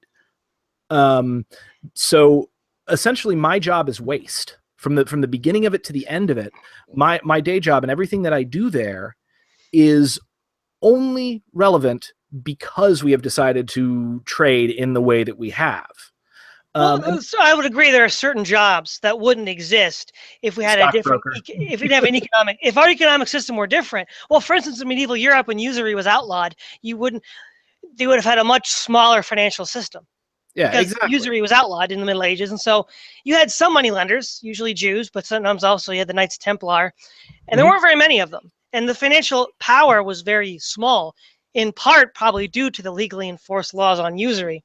But with sharing work, there's another thing is whenever you try to put the flesh on the bones of the work that needs to be done just to have the standard of living we're accustomed to shared, what does that mean? There's a couple ways you could look at this. Let's look at it in the sense of gender. Does that mean that we have a lot of times you have with the left today, you want to have a equal proportional representation of the population in any given institution? After the revolution, who does the dishes is what you're asking me. So yeah, so like basically, let's look at a Neolithic tribe, and they have to go out and hunt some mammoths for food. And traditionally, the men of the tribe would go out to hunt, whether it's Native Americans or the Siberian hunter-gatherers or whatever. It doesn't matter. Or if it's in the desert, you probably hunt. This particular job falls on your shoulders because you are this sex. This other particular job falls on your shoulders because you're this sex. But let's say we tried to share that work. Would it mean where we alternate, where women hunt one day, men the next? Would it be 50-50? Well, I mean, if all the women hunted one day and you tried to hunt woolly mammoths, you might go hungry that day. And if it was, I don't know. So I know some very good female hunters. well, now with modern technology like sniper rifles that even a 6-year-old could probably bring down a mammoth with that. No, six-year-olds kill. What is it? They kill more people a year than terrorists. Yeah, no. But what I'm saying is, given the technology does make a change, but what if you had, say, 50-50 representation? Well, imagine a lover's quarrel breaking out on the hunt when saber-toothed tigers are coming after you as you're hunting mammoths. That would really hurt unit cohesion. It absolutely could, but also, I think that these types of arrangements of who does what work, this is all micro stuff. This is stuff that is handled on the local level by the very specific community involved. Yeah. And so I think you could have any number of ways of assigning who does what after the revolution. Well, let me rephrase it. There are conceivably many different ways, but there's practically only a handful that actually work in the real world. An example that comes to mind is the Israeli kibbutzim. The kibbutzim were, radical egalitarians, and they did not want to have traditional gender roles assert themselves in the kibbutzim. But despite their best efforts, what ended up happening was the women decided to stay in the compound with the children and cooking the meals and all that stuff, and the men would go out and farm. It wasn't a one-to-one correlation. It was 100% either way. Yeah, they gravitated towards the roles that had previously been instilled on them by the society. And one of the problems with the kibbutz, it's such a short time frame. You don't see what happens 6 generations down the line. Well, the kibbutzim was one of the. Well, it's a short time frame, but that's the problem with all anarchist experiments, and it was the most successful. Yeah, but I mean, there was also a time when people said the exact same thing about liberal republics. I do think we're at a point in history when anarchism is just beginning to emerge. It really was only in the last 100 years or so that the ideas were even available to people. And humans have been on this planet somewhere between 150 and 200,000 years. We've only had the state for 6,000. So I think it's very dangerous to make suppositions about people naturally being drawn to certain work or other work as opposed to being culturally drawn to it. Well, this gets into the distinction between human nature or lack thereof, which is a very interesting question, but I don't want to get too far afield from the topic of discussion. But I would argue that there is this, humans gravitate because of their biological nature, the way they're constituted biologically, towards certain natural ends. And any attempt to the fact that we've never had a sustained society that deviated from traditional gender norms is a very strong empirical evidence that changing that at a fundamental level won't work over the long run, because it hasn't. I think I would disagree with that, because I think there have been plenty of societies that did deviate from traditional gender norms, and I'm not an anthropologist. You would have to speak directly to them. Maybe get David Graeber on one of these. David Graeber. Yeah, I'll bring him up in a moment. I have some beef to pick with that issue as well. Yeah. Go ahead. So, but what I will say is the current, I guess, sort of Western social paradigm that a large portion of the world finds it in, this is an imperialistic conquering culture and it has been since the rise of the state some 6,000 years ago, and it's become more sophisticated.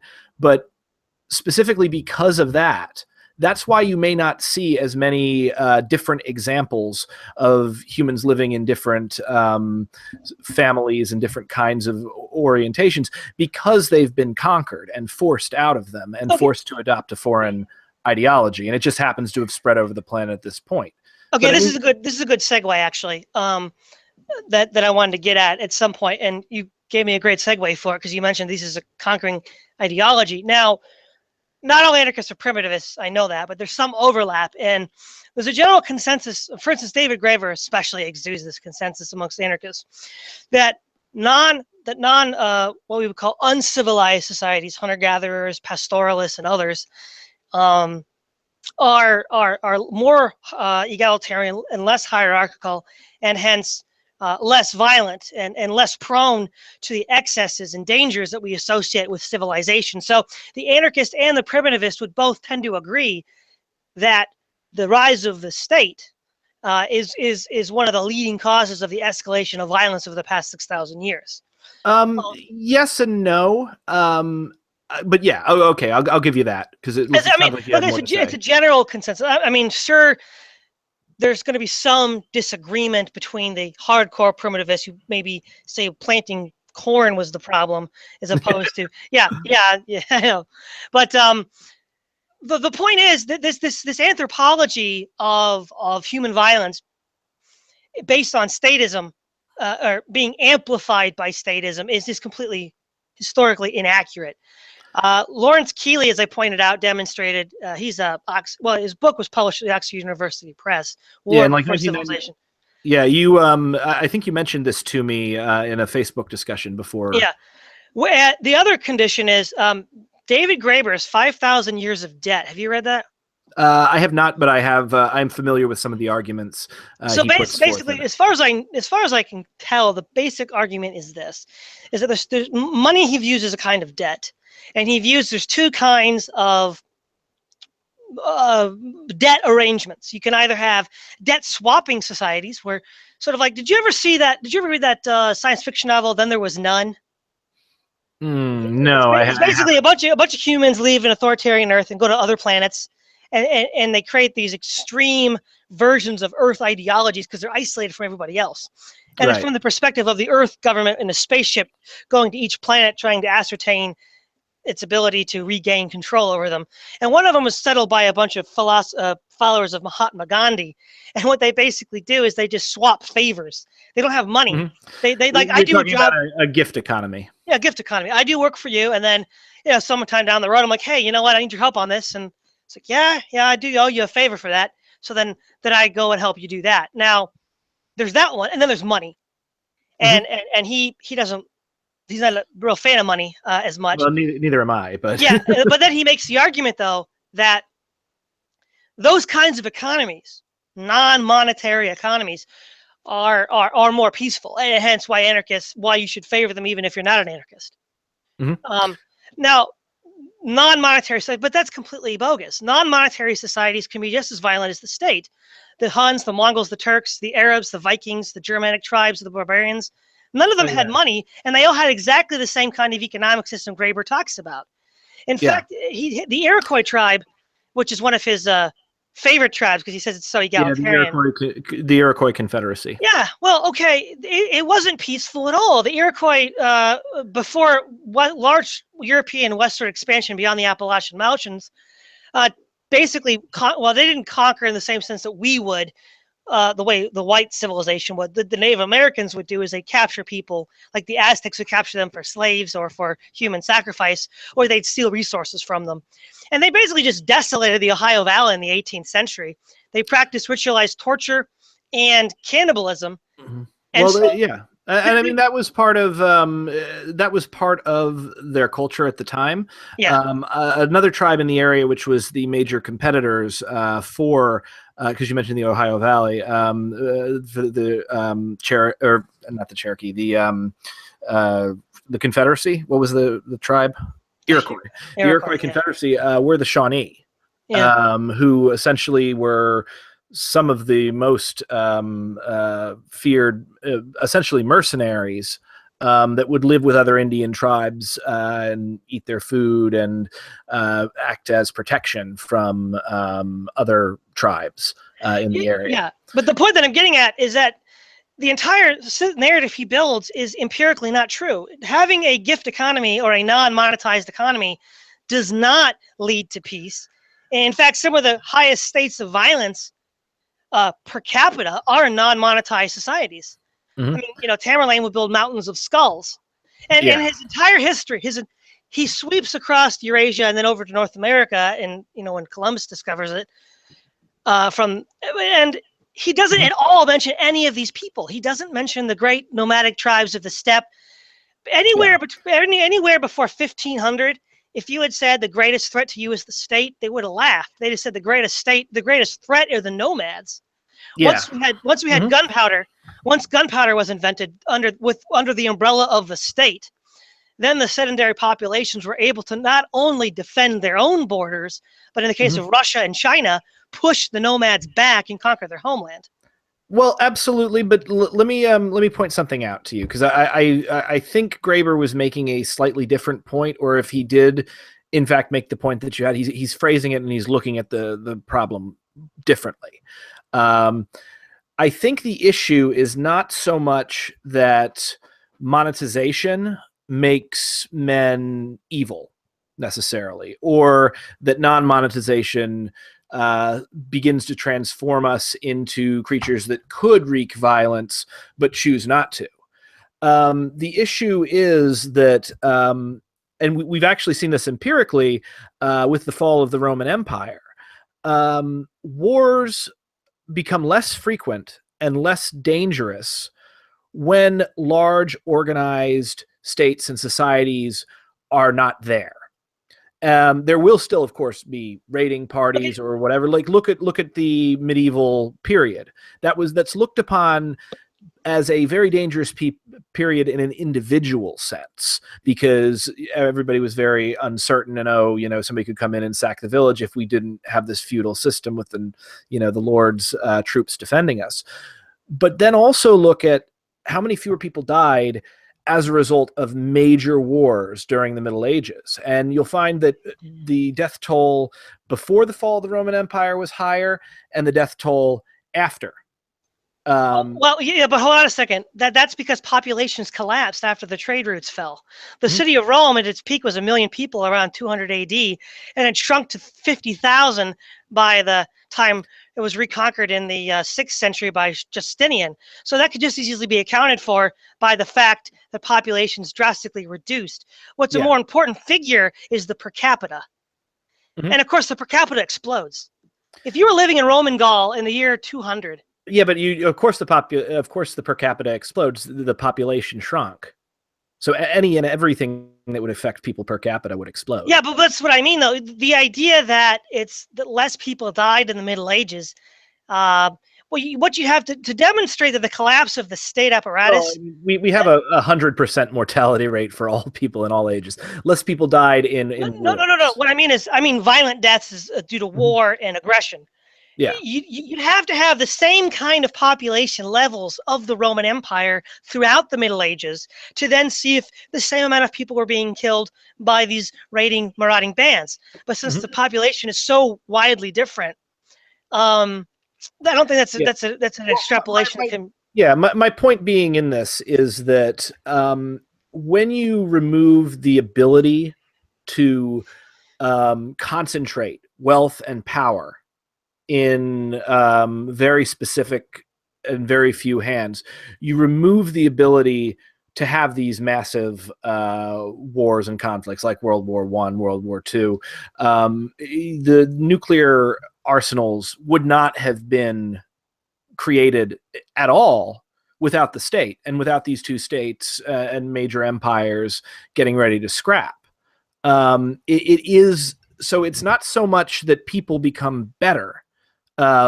It's that it becomes harder to organize them in this specific way. Okay, let me rephrase the objection. I'm not arguing under the assumption that David Graeber thinks people are better. What I'm assuming is that David Graeber assumes people are basically the same in either situation, but that in the non-monetized economy, there's various incentive structures that would mitigate against the escalation of violence to catastrophic levels. And that is absolutely not true. I mean, Genghis Khan and Attila the Hun and Tamerlane killed millions of people. In fact, the bloodiest war in Chinese history prior to the Sino-Japanese War. Well, actually, no. The bloodiest war actually was the rebellion in the 19th century under the Qin dynasty. There was the rebellion by that Christian group in China, the Taipings. But prior to the Taiping Rebellion, the most bloody war in Chinese history was the An Lushan Rebellion in the 8th century, which was basically China, much like the Romans before them, had barbarians guard the frontier. Big mistake, because the barbarians was, wait a minute, you're paying us to fight out the other barbarians at the frontier, so why don't we just take the money from you right now instead of waiting for you to pay us? And that's exactly what he did. And something like 30 million Chinese died. And some of the so the amount of bloodshed, if you control for technology, because it was controlled in the 8th century, technology for the state. The only thing the nomads didn't have was siege weapons. That took a lot of development and infrastructure to have. But other than siege weapons, they had pretty much everything else. And the nomads who had the non-monetized economy were by far, far more violent than their state rivals. You had any I would say this is a conversation you should probably have with Graeber specifically. Because probably. This is kind of somewhat out of my depth. Sure, but I'm just saying, though, that there's this idea that if someone's an expert in one area, they're going to be good in another. So David Graeber's an anthropologist, and of course, Noam Chomsky is a scientist. But the fact, a linguist, yeah, a linguist. But the problem is, being a good anthropologist does not mean you're a good historian. And there's lots of generalizations and you feel that he hasn't been a good historian in this sense. Exactly, because that's what I got my degree in. I got my degree in history, and I studied on my own a lot the nomadic tribes of the steppe, because I found them fascinating, and they were extremely violent. If they weren't fighting the Chinese or settled peoples, they were fighting each other. Yeah. What I will point out, though, and this is kind of one of the annoying little tricks of history, like you mentioned the Vikings early on.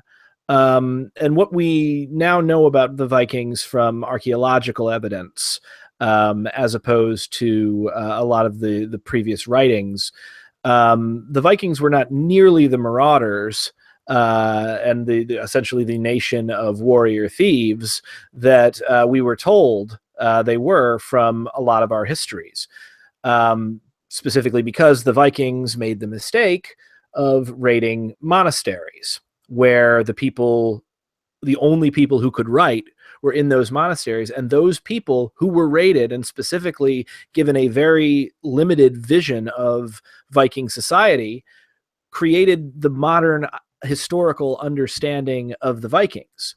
So it's not, in my opinion, necessarily unsurprising that people who organize themselves in such a way would paint and would record the fact that another society which was not like them would be these marauding barbarians who did all these terrible things.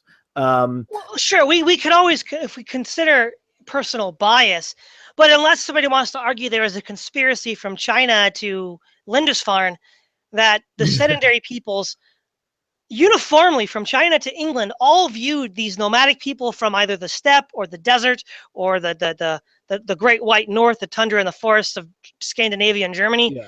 It's all uniform, because these people, see, here's the problem. If you have limited, there's a conspiracy on the part of the winners to make themselves look good and to make their enemies look bad. Well, I mean, if you want, but that's where credulity breaks, though. I think that's really hard to sustain that over 2,000 years and all sorts of different cultures, from Europe to China. But once again, by necessity, the histories that we get are always from the winner. It's always from their point of view, and I'm not saying it's not true. No, it does give us pause for consideration.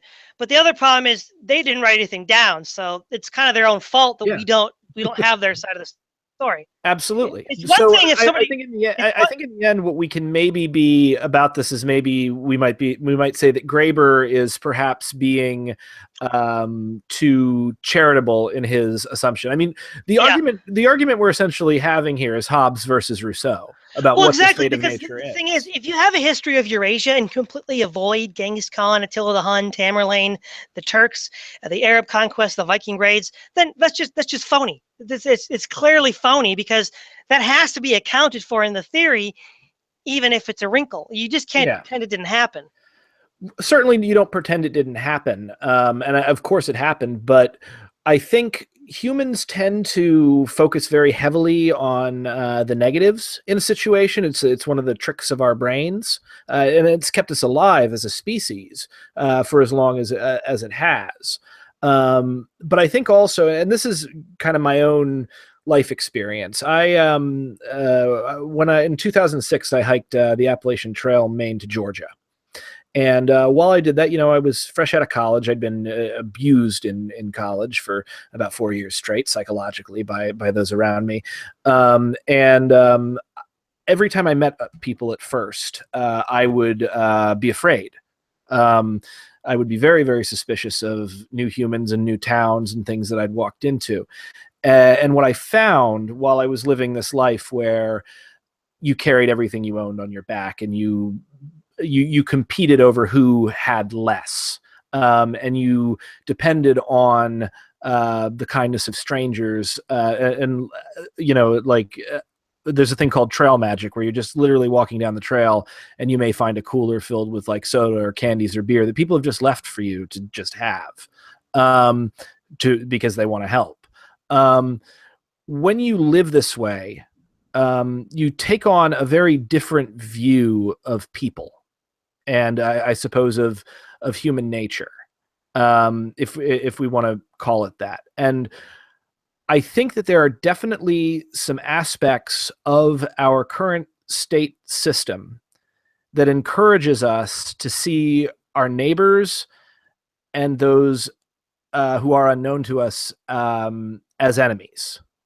And I think there are also aspects of this culture that encourage us to put people into to covet these sort of positions of heavy executive authority and power. And they're incentivized specifically by the ability to become a billionaire or a millionaire, by the ability to command nations and to become, you know, To get a prestige. celebrity. Yeah, that kind of culture that incentivizes that kind of social model, that idea of the good life, is also the kind of culture that is going to create more violence and more of its own problems. It's sadly also the culture that has been most successful at conquering the entire freaking world. But I really think that if you change these situations, and when you remove a lot of the fear that people have, fear that they will be forgotten, fear that their favors will not be returned, fear that that society will not care for them. When you remove that, I think in a lot of ways you remove tyrants, and you remove a lot of the things that cause massive wars and massacres and all that kind of thing. And that's one of the things that Buddhism kind of really gets to, because there's a passage where Shakyamuni, the first Buddha, talked about how people who believed in him and chanted like his name or did various things would be reborn in the Buddha's Pure Land, essentially a more heavenly version of existence, where they could become enlightened. And Nichiren says this is true, but it's true right now. Samsara is nirvana. The world that we live in right now is the Pure Land. We don't have to do anything or change anything. We just have to realize that that's where we are. And I think part of realizing that we were in the Pure Land is giving up these violent institutions that we use to control us on the basis of protecting us from the other. That sounds like Jonathan Livingston Seagull, the movie. Oh. I haven't seen it. It's supposed to be kind of it's a movie about reincarnation and hell is what we make of it ourselves. Kind of, I think it's Buddhist inspired anyhow. Oh yeah, absolutely. And so like what I'm saying here essentially is that there need to be people out there, whether anarchy is correct or not. There need to be people out there who make the case and make the argument that this is the world, or if not that this is the world, this is the world that we could have. Because even if it's not true, if you don't have those people, what happens is that the people that see the negativity and the danger in the world, they run things and they exaggerate and push their ideas too far, and suddenly we're faced with a massive tragedy that was 100% preventable if we just, as a species, pulled our heads out of our butts. Yeah, I guess maybe the way I'd want to put it, the objection that I was raising is that the empirical evidence is that sufficiently developed intellectual institutions, whether it's literature, poetry, philosophy, or also in the case of material standard of living like industrialization, has not happened in the absence of the state apparatus. That's just the empirical fact. You look outside of this thin band going from the river valleys of China into India to the river valleys of the Middle East, and immediately around them places like Persia and Greece, and then Rome, and then later Christian Western Europe. That doesn't exist. in any of these other institutions. So if the anarchists are okay, if they see, they seem to want to have an advanced technological modern society. I know Chomsky does. Mm-hmm. And they want to have a, as Weber, not Weber, Graeber says that, we're so long we're hunter-gatherers. Yeah, life was nasty, British, and short. I'm not sure too many people want to sign up for that lifestyle. Well, what I'll say is, while I was on the AT, it was pretty sweet. No, but what I'm saying is, people, okay, that's no proof that you can't have a decentralized society like that with also these accoutrements. But it's very telling that all the empirical evidence militates that if you go that route, which you can do, you're not going to have these things. And I don't think people, if they knew they were going to be giving that up, many anarchists would be comfortable with that arrangement. Yeah, well, I mean, anarchists are idealists, and a lot of us know that we're not going to be able to achieve what we're aiming for in our lifetime. My ultimate goal would be to create a advanced technological society where we are in tune with our environment and with each other, and enjoy the vast majority of the comforts that we have today, without the lack of freedom that has been imposed on us, and without the looming threat of massive wars and nuclear weapons wiping out all life on Earth. Yeah. Is that world possible? I certainly hope so. And well, I think it's worth fighting for, even if it's not possible. But I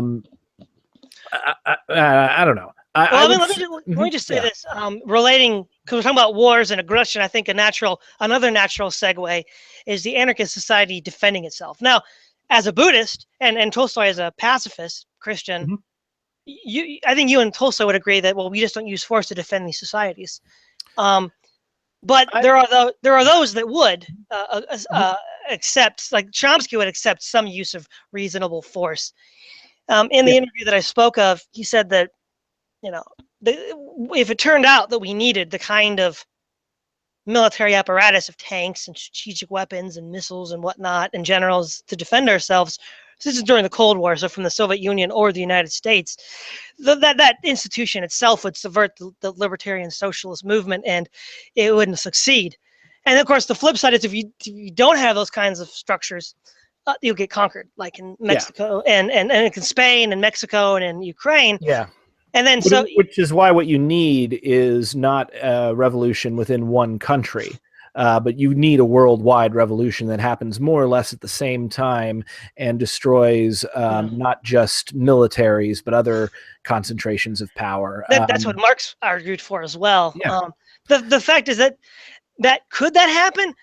Maybe, but again, whenever a revolution in thought occurs, whether it's anarchist or religious revolution like Islam or Christianity or whatever, it doesn't matter what kind of revolution, it never happens at once all over the place. No, but more or less, it would be, my main revolutionary thing that I work towards today is Kosen Rufu, which is part of my Buddhist practice. And what Soka Gakkai seeks to do essentially is to have people, because we believe that the exterior environment is inherently linked to people's interior environment and internal world. We work to bring about a process of human revolution where person by person, we help some people realize who and what they are and how connected they are with everyone and everything else. And through the process of realizing this, the fear goes away and people become their best self. Their Buddha nature shines through. And like one tuning fork and the next tuning fork, you see it spread across, the entire world. And it doesn't mean that everyone in the end has to be Buddhist, or that Buddhists, or specifically, Soka Gakkai, conquers the world. Yeah, Christianity is a similar idea. The more Christian values are spread, they're contagious. Even if you don't accept the whole package, certain elements of that package are adopted by other people. Yes, I would agree. Though I wouldn't say it's so much about values as it is about a state of mind. Values are a part of it, but what we're essentially talking about is enlightenment. I don't want to get too into the nitty gritty of it, but that's how I can see this world coming about, because if you change people's hearts, and if you change enough people's hearts, it really doesn't matter where the particular institutions are at. That's exactly Tolstoy's method, actually. Oh, okay, cool. If you read The Kingdom of God is Within You, that is pretty much, I mean, he doesn't use the Buddhist terminology, but that's pretty much what he says. Yeah. Well, I think in the end, with religion, I think a lot of the time with religion and faith, it's actually all the same thing, talking about it with different words and have slightly different ideas. Yeah, there's certain similar concepts that are expressed in different ways across different cultures. I think the last thing I want to get at, because we've been running for about 2 hours now, I want to wrap this up soon, is back to sharing work. And then is so okay, let's assume that we have to let's just assume for the sake of argument that there aren't going to be enough people that voluntarily want to do the kind of jobs that need to be done, and they have to share it. Now here's and this is not just for work, but for economic work, but also for political work as well. And like you said, those assemblies, the general councils, the general assemblies. The general assemblies. You see, when you have there's two related issues with this. One is with specialized consumer, well, not even consumer products, but even industrial capital, and even in the most primitive, well, not saying primitive, let's look at the Middle Ages even, blacksmiths and bakers. If you were to have an anarchist society, say in medieval England, say around, I don't know, 1200, and it turns out people didn't want to do what their dad did, because that was the way it was done before. In medieval Europe, you usually took on your father's job, and so they don't want to do that. And what they want to do isn't going to produce enough of the food that you need to survive, because before machine tools, you had a much more labor-intensive agricultural society. I mean, you can't switch jobs. You can't have the baker do the blacksmith for one day and vice versa. You'd run out of hoes and plows, and you run out of bread. It's just not feasible. And maybe that's the reason why anarchist philosophy did not emerge in that period in time.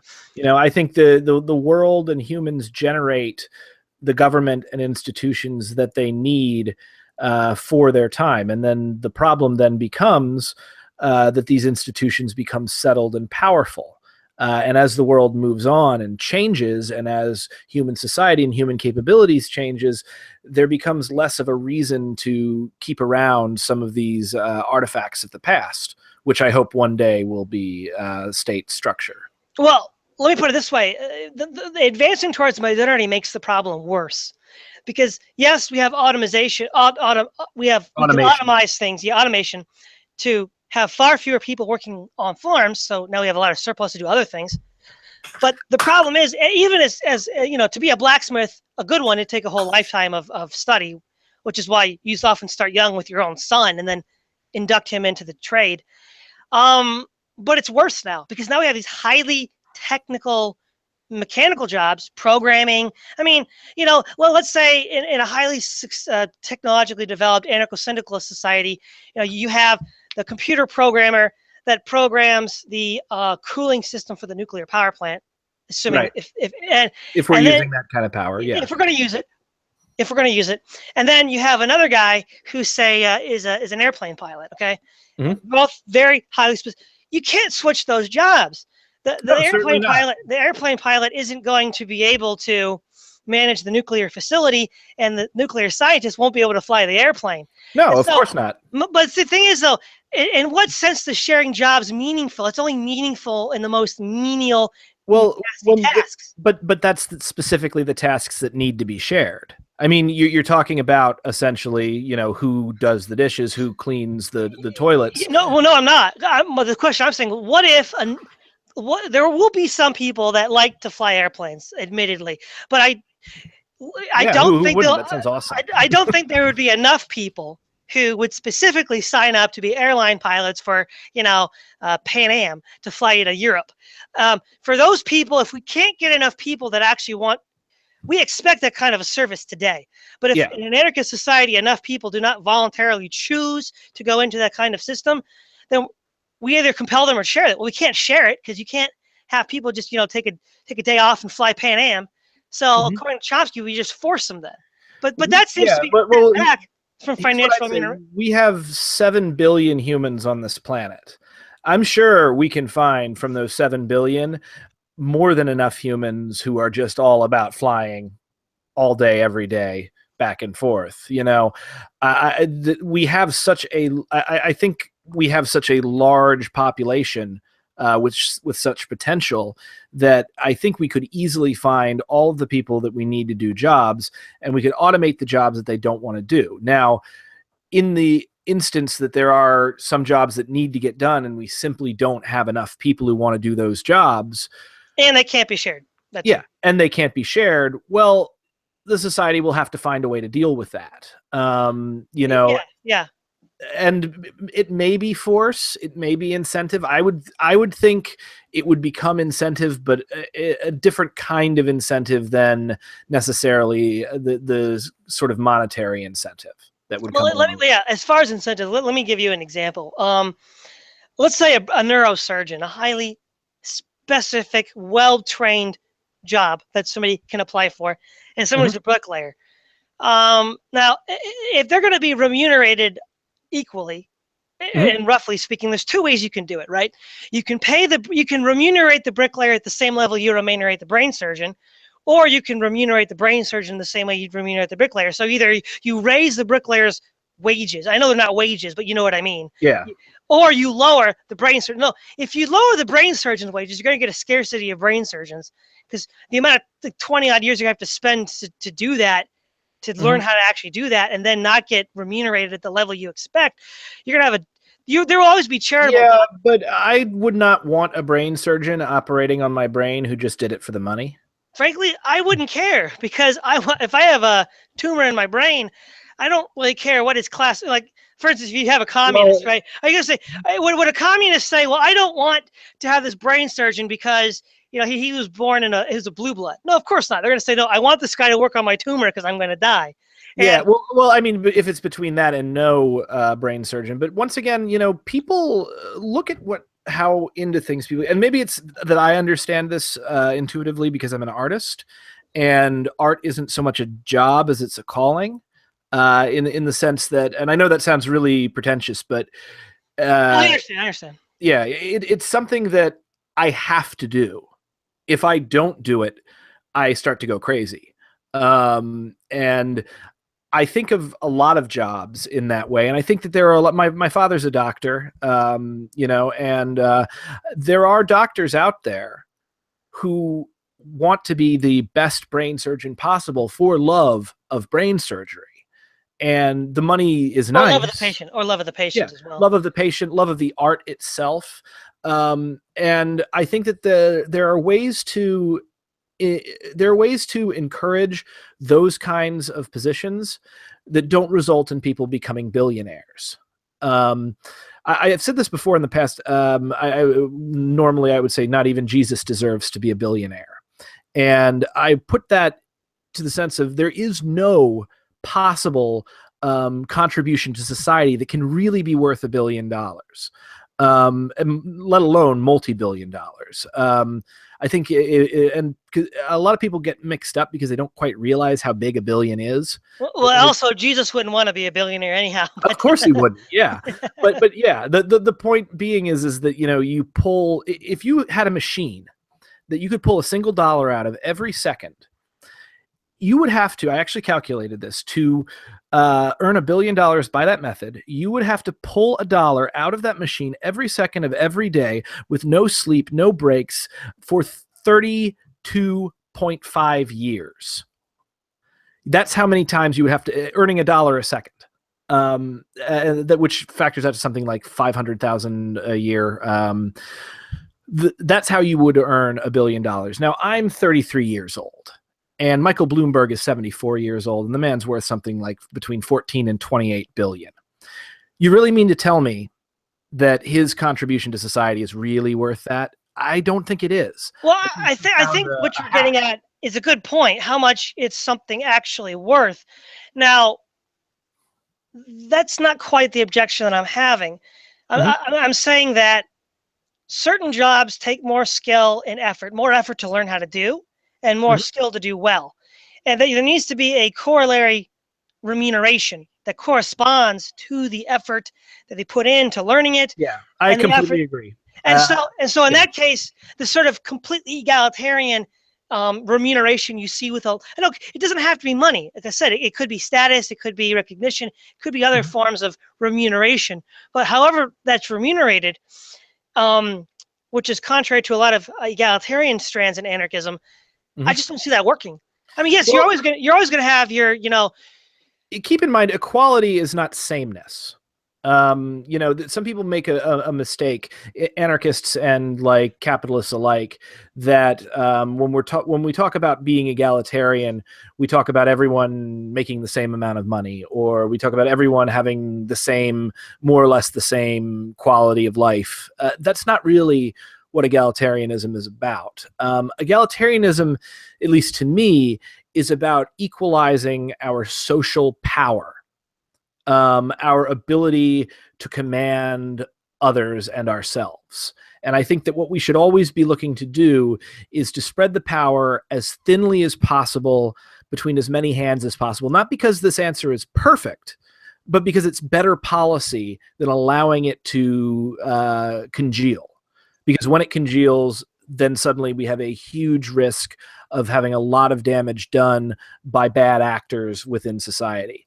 So, I mean, I would say, there's smarter people than me, economists or whatever, who I'm sure can come up with ways in which we can either reform our monetary system to where it doesn't create these huge concentrations of power that then go on to take over our government and destroy our communities in the name of a couple of numbers going up in a computer screen. And I'm looking to society to do that. That's not something that's not my skill set. That's not what I can do. But I think that needs to be the direction that we push ourselves in. Because if we don't, if we continue to sort of embrace this kind of 80s hyper-capitalist, Donald Trump, militarist ideas about the world around us, we're going to be a lot less happy. We're going to hurt a lot of people, and we may well wipe ourselves off the planet. So I think absolutely. I think if you put in extra work and you do something that's not a lot of people can do and is really, really important to society, you do deserve to be rewarded. And it's a good idea to reward that person more than someone who does something that's a little easier to get done and not quite as necessary. I'm totally fine with that. Okay. Well, that's some anarchists aren't, and I've argued with those that weren't. And so I'm just, anarchism is a big tent. It's true. It is a big tent with lots of different positions.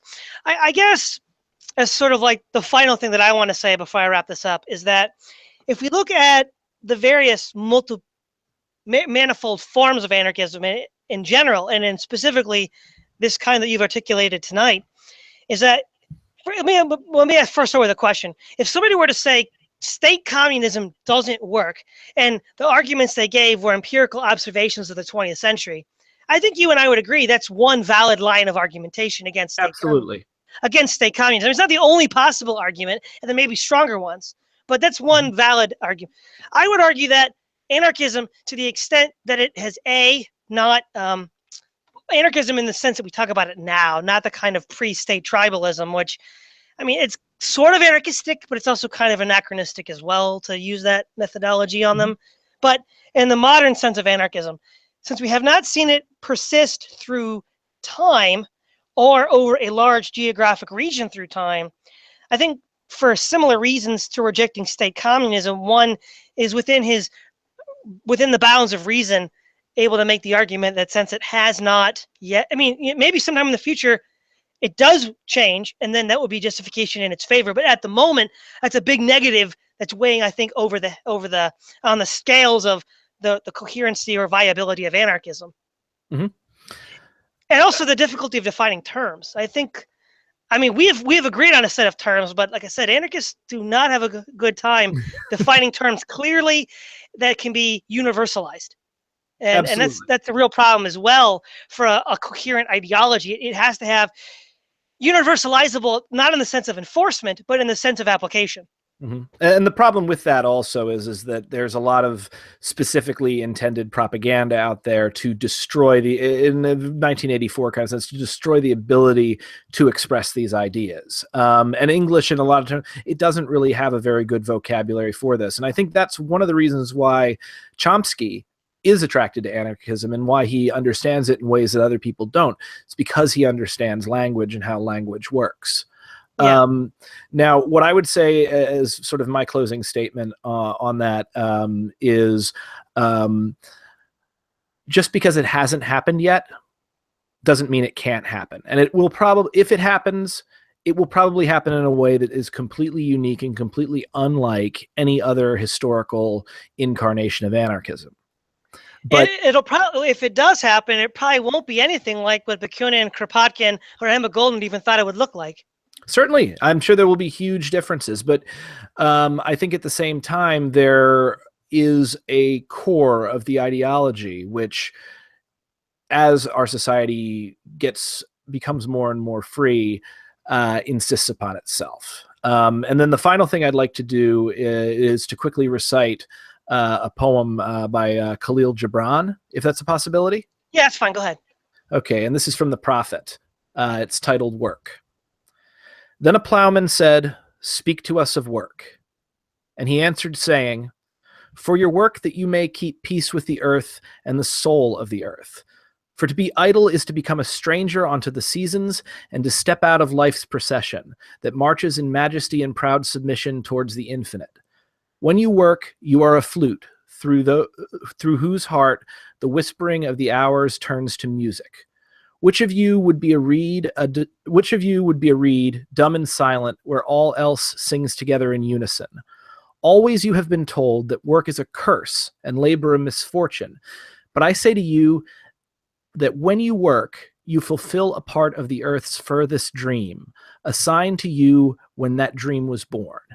And in keeping yourself with labor, you are in ultimate truth loving life. And to love life through labor is to be intimate with life's innermost secret. But if you in your pain call birth an affliction, and the support of the flesh a curse written upon your brow, then I answer to you that naught but the sweat of your brow shall wash away that which is written. You have been told also that life is darkness, and in your weariness you echo what is said by the weary. And I say that life is indeed darkness, save where there is urge. And all urge is blind, save where there is knowledge. And all knowledge is in vain, save where there is work. And all work is empty, save where there is love. And when you work, when you work with love, you bind yourself to yourself and to one another and to God. And what is it to work with love? It is to weave the cloth that threads drawn from your heart, even as if your beloved were to wear that cloth. It is to build a house with affection, even as if your beloved were to dwell in that house. It is to sow seeds with tenderness and reap the harvest with joy, even as if your beloved were to eat that fruit. It is to charge all things you fashion with a breath of your own spirit, and to know that all the blessed dead are standing about you and watching. Often I have heard you say, as if speaking in sleep, he who works in marble and finds the shape of his own soul in the stone is nobler than he who plows the soil. And he who seizes the rainbow to lay it on cloth in the likeness of man is more than he who makes the sandals for our feet. But I say, not in sleep, but in over-wakefulness of noontide, that the wind speaks not more sweetly to the giant oak than to the least of all the blades of grass. And he alone is great who turns the voice of the wind into a song made sweeter by his own loving. Work is love made visible.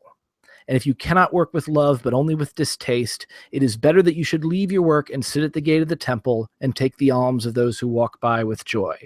For if you bake bread with indifference, you bake a bitter bread that feeds but half man's hunger. And if you grudge the crushing of the grapes, your grudge distills a poison in the wine. And if you sing, though as angels, and love not the singing, you muffles man's ear to the voices of the day and the voices of the night. Well, thank you for the reading and for coming on, Brent. This is Todd Lewis of the Praise of Folly podcast, signing off.